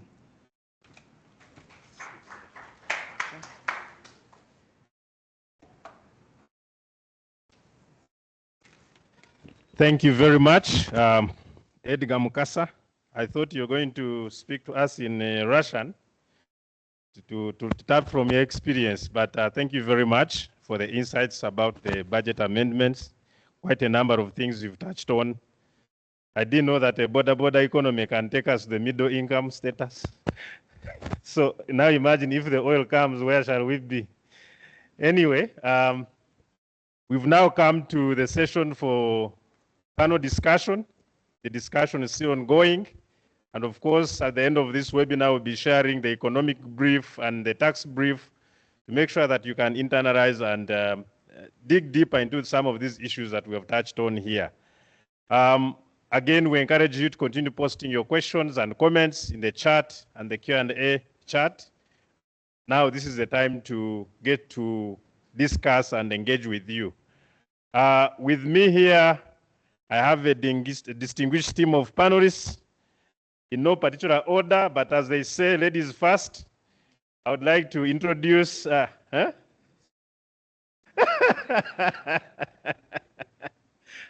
those of you who are not in the room, you're missing out on some exciting side chats here. But that said and done, allow me to introduce Anne Kalembe. She's an experienced travel and advisor and the founder and CEO of Gazelle Safari Company, which is here in Uganda. Anne has several years of experience in the tourism and travel sector. She's very passionate about tourism and hospitality industry. Of course, now it's a difficult space and time, but we hope to hear from her how she's navigating this situation where everyone is canceling the bookings when it is summertime. And over time, she founded Gazelle Safari Company, and she's also, her ventures stand as a testament to high dedication to fostering sustainable growth within the industry. Her unwavering conviction in Africa's boundless tourism prospects fuels her optimism for the region's ability to revitalize weak economies. She has done a lot in terms of untapped potential for African tourism and she believes that untapped potential for African tourism holds the key to transformative economic progress. Ladies and gentlemen, join me to welcome Anne Kalembe. Fred, you've already been introduced, so I will not retake the exam. Now, my other panelist here with me is Dr. Ezra Muhumuza. He's also a Muhumuza, but I can tell you he's not a brother of Dr. Fred Muhumuza. We've done a due diligence. Dr. Ezra Muhumuza Rubanda is currently is the ED, Executive Director of Uganda Manufacturers Association, and oversees the Secretariat's activities. He holds a PhD in Energy Economics, Master of Economics in Policy Development, and Science in Development Economics.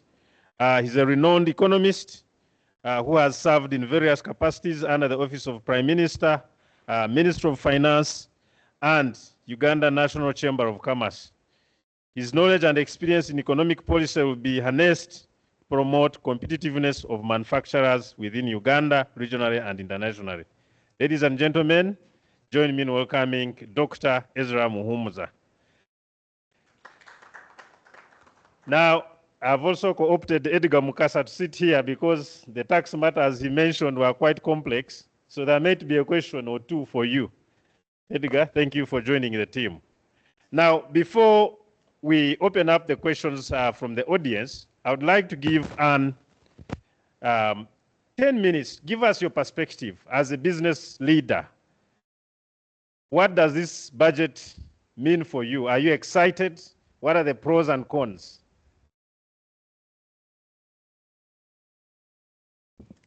Good evening, everyone. Thank you for joining us. Thank you for joining us. Please.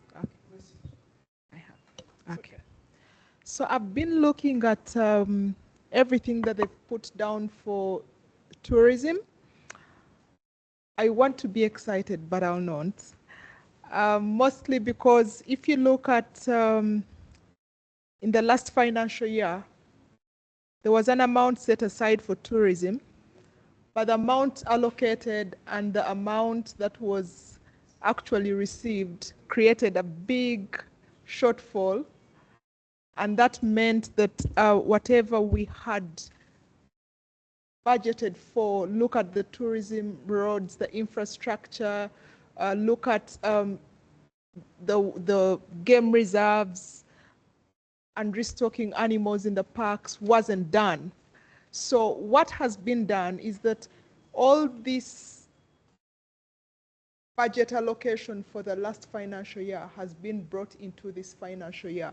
So before we get excited, we are the kind of people who don't count our eggs before they hatch, because another maybe very major sector might come up and say, we need a supplementary budget, and then it will be taken from tourism and given to them. So yes, I am not going to get excited until I see that everything has been done. Just before we go forward, I want to reaffirm and say that tourism is everybody's business. In the early 2000s, when I was going to the university to do tourism, my mother was very upset at me. She was like, why don't you go and become a teacher? Why don't you look for things that we actually understand? You're going to do tourism, behavior. What are you even going to become? I went and worked for a law firm that I'll not name, and they still said, you're brilliant, you're eloquent, you're this and that. You're wasting your time. Why don't you take a dead year and do law in the next year? The firm will pay for you. And I said, no, I want to do tourism. So I am one of the very few people who is actually living my childhood dreams. And I am here not by mistake, but because it is an industry that I really, really believe in. So looking at the value chain of tourism and what we get allocated to, I just do not want to get excited. Currently, tourism, maybe I should talk about the last financial year. We remitted $1.3 billion or thereabouts in revenue. And that was about 6.6 of the GDP. But until recently, nobody took tourism seriously. Now, seeing that it's one of the ATMs, I am glad that finally everything that we've been saying for so many years has been taken seriously. Again, tourism is the lowest hanging fruit that Uganda has, in my opinion. So it should be taken more seriously than we are taking it. And now when we talk about tourism, I can see that we are saying that we are going to do destination branding. You do not brand a destination. Mr. Mwesigwa, one thing I didn't say is that I'm a marketer professionally, as much as I went to school to do tourism as well. So you do not brand a destination that you haven't positioned. You start by positioning yourself, and you say, what do we want to be perceived as? And then you go ahead and brand. So if we are running a border economy and we want to brand ourselves and go and sell ourselves as a tourism destination, and then the tourists are going to come to a very disorganized city, then there is nothing that we are doing. So if we are going to spend money into branding, can we first of all look at our product and refine it. I want to bring tourists here coming from wherever they're coming from to do like a large meeting, and they're going to move seamlessly. So when we talk tourism, it's not just the animals in the wilderness, it's not just about the people in Kidepo where we are going to construct an airport. I don't know why we are doing Kidepo and not Soro. Well, because we get more people going to Soro than going to Chidepo currently. So whoever came up with that analogy, I still don't understand it. However, I've seen that they're looking at putting more money into construction of highway sanitation facilities. This I agree with. So in Uganda currently, most tourists tell us that they come with money to spend and go back with everything because they have nothing to spend on. Mind you that most of the tour operators in Uganda sell what we call a full board basis. For example, if you came to do gorillas for maybe 3 days, which is the shortest you can do gorillas anyway, you will stay in Bwindi. Bwindi, which is having about 3 different sectors. So when you stay in Bwindi, it's not easy for you to move out of your lodge to go and buy a meal. So we are going to have the hotel cater to all your meals, which is breakfast, lunch, and dinner. And some go ahead and say, you know what, it's going to be all inclusive. Even the alcohol, the Uganda Waraji, the Nile Special is included. So whatever you carry in your pocket to spend, you are now going to take back home, because I mean, how many baskets can you buy? And how much do they cost? So if we are going to do like proper stopover points where people can spend money, can have entertainment options and whatever, then it is very important for us. So improving, there is another one they've said, improving tourism infrastructure development. For all of you who are watching us or listening to us, if by bad luck I sent you to Tsoro today and told you that you're going to Mugahinga to probably track the golden monkeys, which are also very rare, they're only found in Uganda and Rwanda in the entire world. One of two things will happen. You'll come back to Kampala and look for someone to just try and replace the discs of your back, or you are going to come back with a car that is ruined. We cannot compete with our neighbors, especially Rwanda, if we have dilapidated infrastructure. The heavy rains at the beginning of the year let us know that we are actually joking. At that point, the government was trying to tax, or it was trying to get income from a cow it doesn't feed. The Uganda Wildlife Authority was increasing the cost of the gorilla permit from $800 to $1,000, because they're saying, but Rwanda is 1,500, but have you seen the roads in Rwanda? So let us prioritize the key tourism roads if we are going to achieve the Vision 2040, because in 2040, the government is looking at us remitting 50 billion USD. This is a very high price for an industry that is still struggling with small things like infrastructure.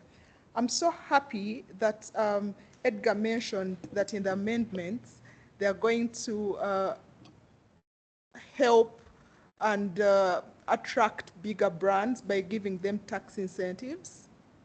This is very important. If you look at other countries in East Africa, we are the ones that don't have the big brands here. Asilia has joined us this year. Maybe others will come and build those massive tourism facilities.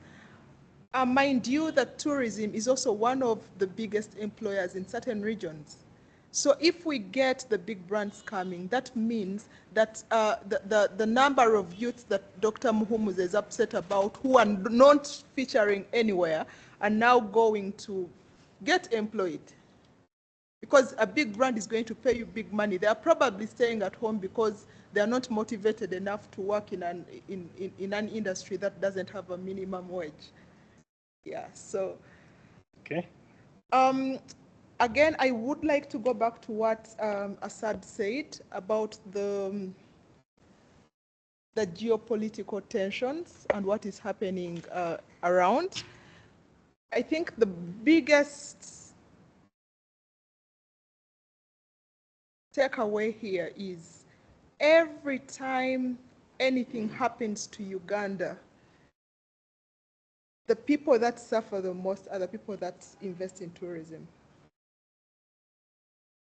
Last year, we did not get enough bookings for 2026 because everybody was watching what will happen with the elections.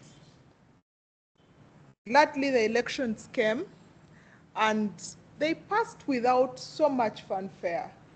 So people started booking again. They had a little confidence here and there. As soon as they started booking, then the Middle East people decided that, you know what, it's our time to shine, and things happened. And then they stopped booking. So while the talks were ongoing, I think people felt like, yeah, I think things are going to look up. They started booking again.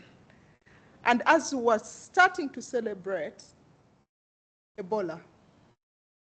So we lost all the bookings. If you go to the airport now, KLM, Emirates, all the airlines coming from the Middle East apart from Qatar, SN Brussels, they're not coming here. And even if you wanted to go to certain countries, you cannot. So if a tourist is coming to Uganda, they're saying that when you come home, you're going to be in quarantine for 21 days. They're going to decide not to come. So what am I trying to say? That much as we are saying that tourism is a key sector, then we must behave like we want it to thrive. Because the information that we put out there, the information that we disseminate, even if it is just a rumor, affects tourism very, very badly. I was looking at the countries that have tourism as their major income earner, and the things that they do to protect their image at all costs is far away from what we are doing. We have to ensure that, you know what, if you want tourism to thrive, then the communication should be in sync. Everything that you do should make the country thrive. And if Uganda is thriving, tourism is thriving. I attend over a dozen travel shows around the world every year. The government highly subsidizes that amount. If, for example, I was going to Germany for IMEX, the stand, if I took it as Gazelle Safari Company, would cost me almost 10,000 euro. But the government of Uganda will buy a big stand and then sublet it at affordable pricing. And I know for sure that they are going to subsidize us a lot so we can afford it.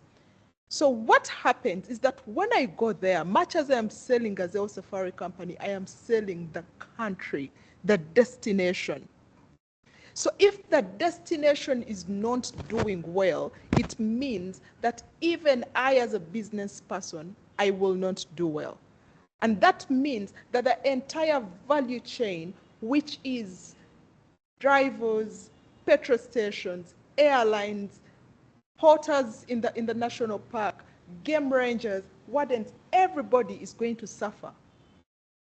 So tourism is everybody's business, and everybody should make sure that the country's image is protected and that all the taxes that are coming from tourism are put back at least for a minimum of the next 5 years so that we can develop infrastructure.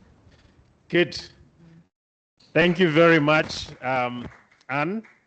I can see tourism is everyone's business, and we can see it's like an octopus. Every business is touched. Yeah.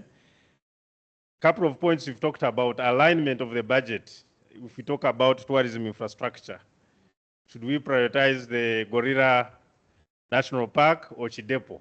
I think Muhumuza will also touch on that later. But before I do that, let's move the discussion from the tourism sector and speak to the business community. Dr. Ezra Muhumuza, you represent the manufacturers, So in your perspective, based on the budget allocations and priorities outlined in this year's budget, what will it impact operations of the manufacturers, particularly in terms of the cost of production, market access, competitiveness? We know your namesake mentioned the cost of borrowing from China is at 2%. We know here UDB has been recapitalized. So bringing all that, what's your perspective? What are the pros and cons from a manufacturer's point of view? Thank you very much. From the manufacturer's point of view, we seem to have, I was trying to interrogate 3 figures here, and they are leading me into a paradox. We have, last year, we had a revenue shortfall of 1 trillion. But again, we claim the economy grew by 5%. Where if revenue is a function of economic activity, then how do the two speak? Then the third figure that I am failed now to connect is that basing on those 2 facts, you again budget in a new year 16% increase. Then where are we getting the money from?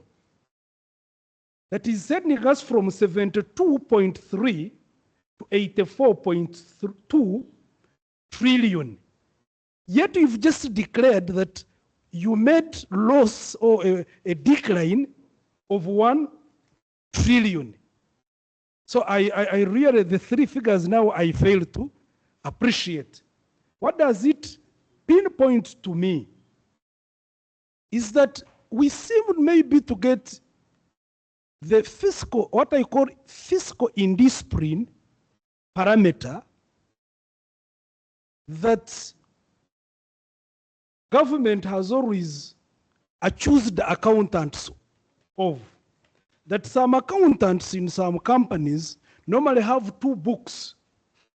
The real books of accounts and the one that you take to revenue. They have always had that discussion, but from where I sit, we don't want to believe that we have private sector people who are actually doing that. But if, as a practice is there, it seems we are getting 2 budgets. There is the real budget and the what? The popular version budget. The public budget. And no wonder, hardly a few months down the road, we hear people for supplementary. So you ask a question, how effective were you when you are drawing the other budget? Then when you look at the other indicator, the budgeted money, which is the allocated money, the released money, and the absorbed money, you find a lot of discrepancy. She is crying of roads. Last year, in the public version budget, we had 72 billion, which was allocated to road sector. But the release, the actual release was 6. So now it means there was a real one and the public version. Now, last year, In the same forum like this, we came as private sector and made our comments. We said, please, some of these tax proposals are not realistic. They are disincentive to economic activity. And we thought that we had actually been listened to. Most of these ideas were put aside, and the economic activity in real sense has already reported that it is real, it's really struggling. And this is what I wanted again to say. In the last budget, the reason why we have reported less revenue, and where I see the manufacturers are the big part of the taxpayers, and it's a pain. When you sweat to pay tax, but you realize that actually the tax you have paid has declined, yet the economy is claimed to be growing. Where is the challenge? Now, either of the two is right. One, the tax administration is weak, such that some money is not picked. And these are some of the signs that you would tell. One is that we have always cried as private sector that the rate at which informal sector is growing is higher than the rate at which formal sector is growing. And the government governance structure has not paid attention to this. These are signs. Two, we said that we have noted that actually there is a lot of constructive transformation at URA, which is good. And we maybe say they were so much concentrated into internal reorgs, and therefore they were not able to reach out.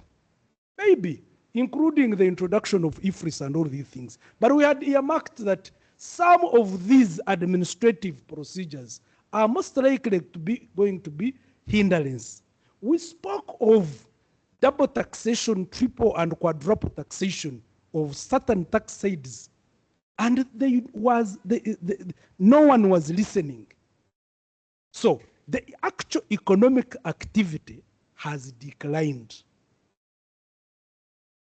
If you want to know, we have again said, during the political season, some economic activities come to a standstill. That could be a justification. We had so many of our foreign direct investors during that period, they were moving out with some of their money. The cost of borrowing for the last year was higher because the risk meter for Uganda was reading a little bit towards red. So we never saw a lot of money coming in.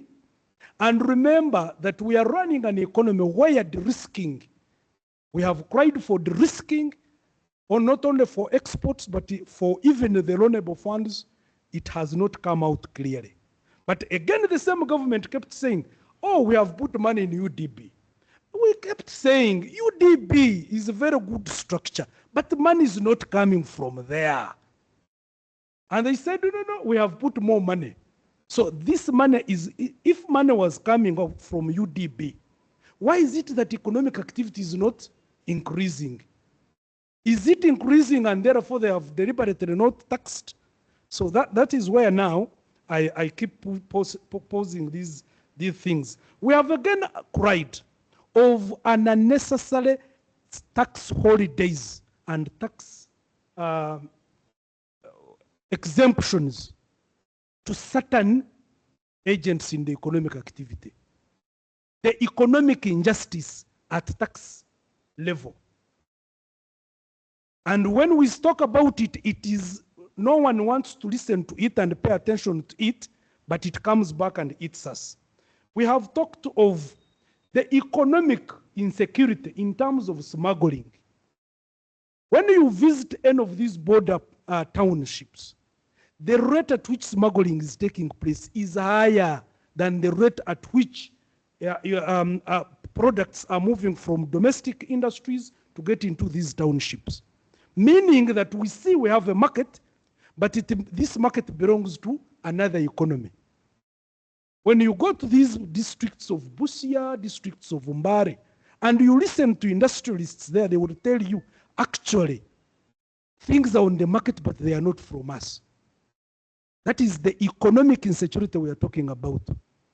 Now, we have the other issue to do with the seasonality. We have again said Uganda as an economy, we depend so much on seasons for agricultural products. So whenever we get a tilt in the agricultural output, we get these things. And I think Dr. Muhumza spoke a little bit to this, but he will, I think, elucidate. Now, the other issue, why we are seeing reduced output as an economy, since the demise and departure of UMEME, manufacturers have cried of electricity outages. We kept saying this way before UMEME left. They say, we need to understand the transition from UMEME to UEDCL so that we plan better. They told us we are going to have a seamless transition, but the transition has failed to be seamless. It came with a lot of challenges. What does that imply? Economic production will continue to go down. And this is why when you report a figure of 5% increase, where I sit, I'm like, okay, maybe we are in two different economies. Now, lastly, in respect to where we sit as manufacturers, if you allow Benson, we are majorly running a dual economy. We are trying to balance the rural economy and the conventional economy. We are trying to balance agriculture and industry. When you look at ATMs, we are talking about agriculture, industry, manufacturing, mineral extraction, and maybe the innovations. But maybe, save for the innovation, the other three are energy gasolers. They take a lot of energy. The other three, they base on heavy infrastructure. Now, this budget, last year I made the mention that we saw the budget skewed so much to as a consumptive budget than productive budget. At some levels, I was criticized. But now again, the figures are showing. Now, what I'm trying to say, in this budget, we have seen a very big tilt towards increasing household incomes, which is a good thing. But we ought to balance the two. You have to balance the strategic investments with the household because they too depend on each other. When we have investments in the industry, we have investments in all these, the upper economy aggregations, they depend on household for absorption, consumption. So the production sector balancing with the consumption sector. But in this one, I've seen a lot to do with household incomes at the expense of the strategic projects that induce the economy.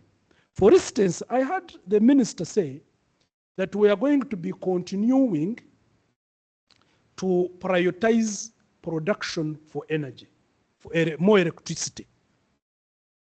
When you look at the elasticities, it takes 15 to 20 years to have one dam constructed.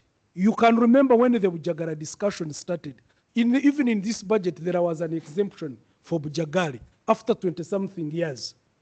Now, if we are to start the discussion for production of electricity that will sustain the desired need of his tenfold growth, then it means we should have started in this budget, actually the two previous budgets, to start to allocate money for either feasibilities or whatever for the development of a dam. In 2038, our desire is to have 15,000 megawatts.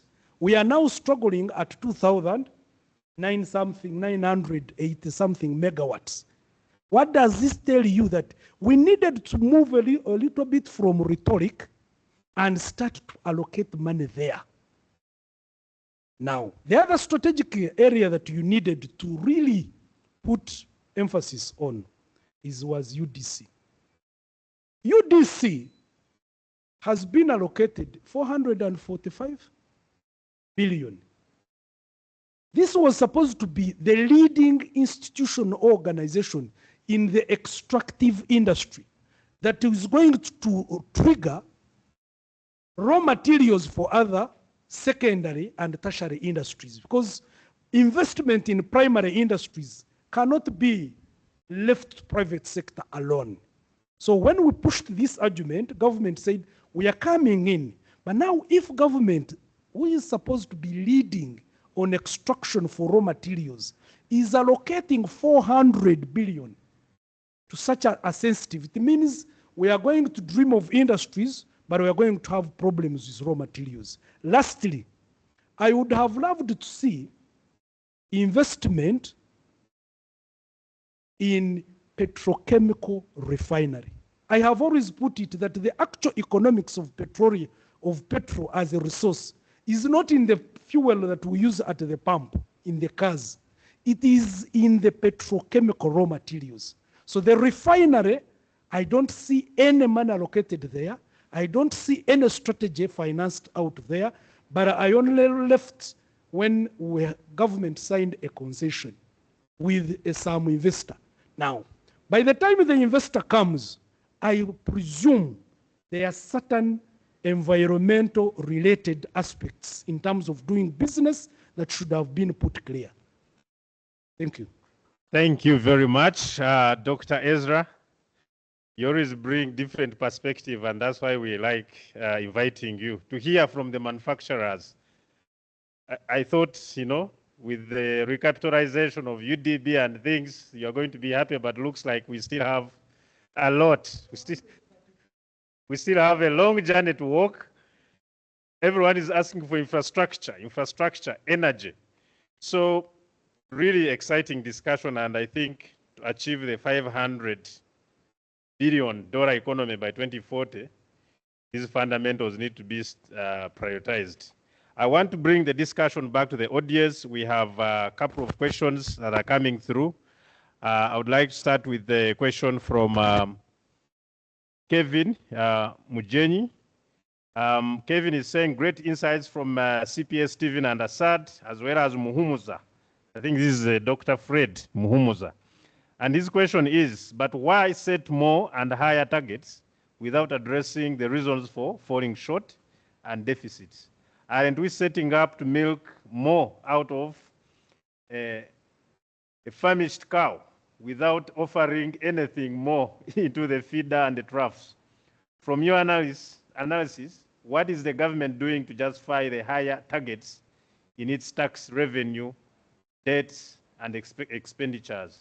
Thank you. So maybe Dr. Fred Muhumuza, you can take up that. And then we'll have one more question for the taxman here from KPMG. Thank you very much. I think what Uganda adopted is a British system that the budget must be balanced.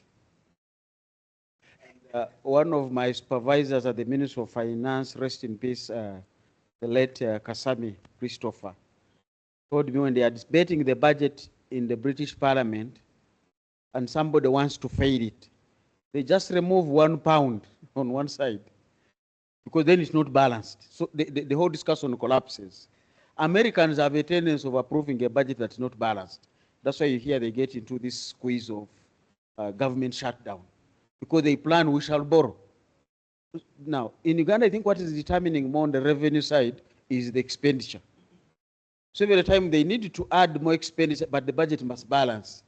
Now, what item do you balance? Either domestic borrowing or donors, or you come to URA and say, you must find us more money, because the budget must balance. Because even what was ready today out of domestic revenues is higher than what we were aware of. We were aware of 84.39 trillion. Now we're going to 25. I'm sure there is an item of expenditure that came in, but because we needed to balance, URA must find the money. I think this is something that we need to engage. When are we going to knock down some expenditures? And if it is true that the budget for the office of the speaker was growing exponentially, maybe both will help us and say, let's get it back to possibly where it should be. I don't know where the conversation the speaker can have with his office. Thank you very much. A cut of expenditure, I don't know how we shall do that, given that now the budget has been read. Or we shall not send the money, as I think Anne mentioned. They excite you, but the actual occasion, they force you to cut the expenditure. We have a question from Patel Hamuki, and this is to you, Edgar Mukasa. Is there any amendment on insurance sector in income tax that was in the proposal? So when you look at the amendments that have been made, I would say nothing very significant turns out for the insurance sector this particular year. Although, again, there's a lot of uncertainty in terms of expectation, the filing requirements, and the consistency that would be expected.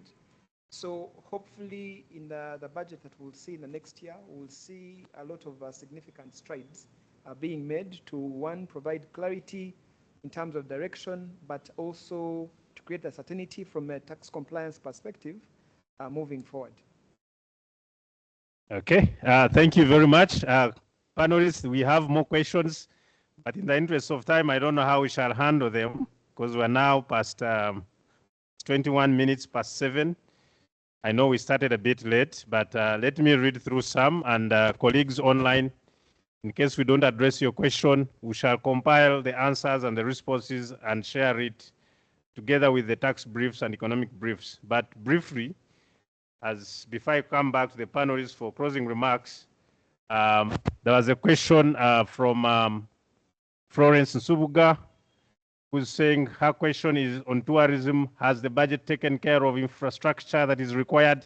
I think Anne, in her submission, addressed this when she talked about the sanitary and the stopovers and prioritizing Kidepo versus Bwindi, which generates a lot of revenue. She talked about roads. So a couple of points there to align in terms of infrastructure that supports tourism. There's also a suggestion from Gabriela Abajo. Why are the concerned stakeholders not considering shifting some of the tax burden onto the informal sector? For example, the night and entertainment industry. A lot of cash flows occur in such sectors. I think Dr. Ezra touched a bit on it.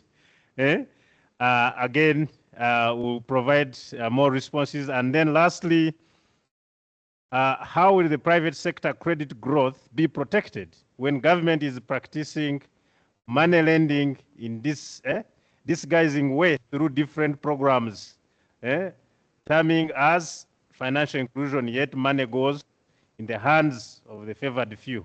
I don't know whom I should address this to, but Fred, you used to advise people at the Ministry of Finance. Maybe you can take this one, and then we'll come back to do closing remarks from the panelists.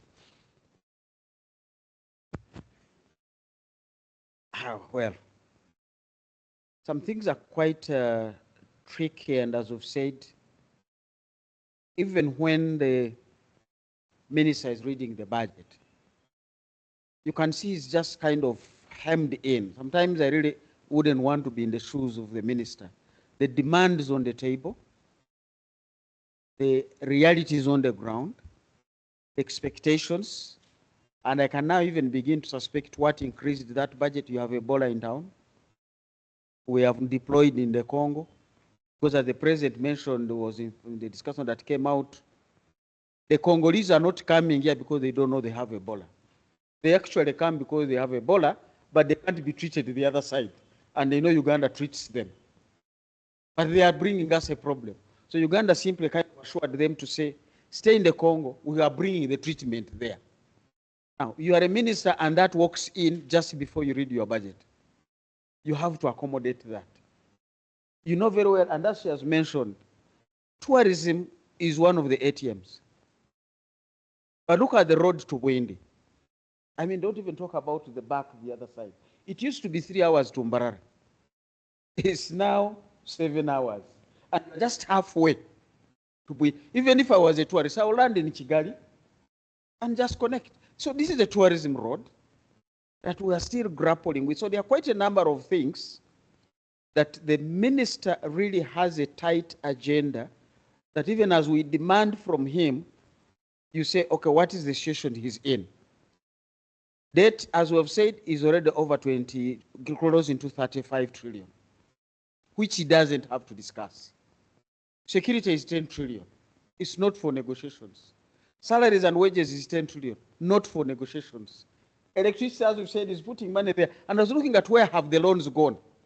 They listed the loans have gone in infrastructure, roads, they have gone in energy. The very areas where the loans have gone are the very areas where we have problems.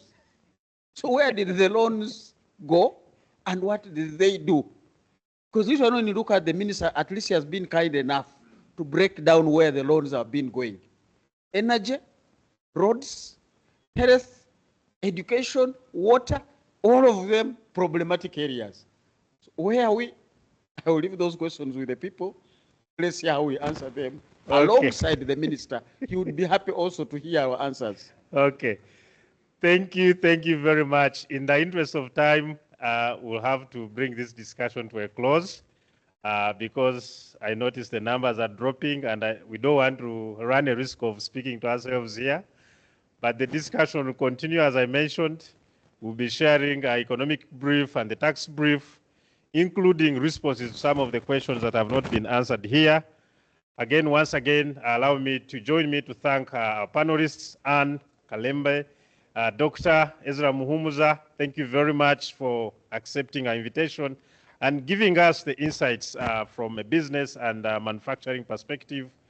Of course, Dr. Fred Muhumuza, as always, thank you very much for bringing the economic confrontation at a local level. And of course, our very own Edgar Mukasa and Assad, thank you very much for taking us through the global economic confrontation as well as breaking the tax amendments that were read in the budget today. With that, I've been excited and entertained by the engagement online and here in the room. And at this juncture, allow me to invite Mr. Edgar Isingoma to close this session. Edgar is a partner at KPMG. He heads IDAS across Africa. I think, Edgar, you're most welcome. Thank you. Standing between you and the traffic jam, because the Africans don't eat at this time. I would say between you and your dinner, but most Africans don't eat at this time. Thank you, the online team. Thank you, our panelists. Thank you, those who have been watching in all this. We are talking about, is the budget going to be the real one or the one which is public? And meaning that when the budget comes out, let us ensure that we disperse this money to go and do the work. Otherwise, if execution falls short of what has been budgeted, then our economic growth, our economic development is at risk, is compromised. So they ask from the panelists, they ask from all of us that let's get the money. And if we can't get the money, the other ask is, let us look at our expenditure. The British have that saying, you cut your coat according to the cloth. So the cloth is what is URA is giving us. The cloth is what we can be able to borrow without compromising private sector borrowing in the country. So let's look also where we spend the money, and if it's not ready or it's not good to be spent now, it can be spent later, we can prioritize. Otherwise, we can actually compromise our growth. So a lot has been said. Tourism is everybody's business. Everyone's business. And I agree, you cannot go and start trying to say, I'm positioning myself here without knowing how you are standing. You are standing as a border, and you're saying, we are gifted by nature. You come and all that. And then, from what I've learned from here, we need to protect our country at any cost.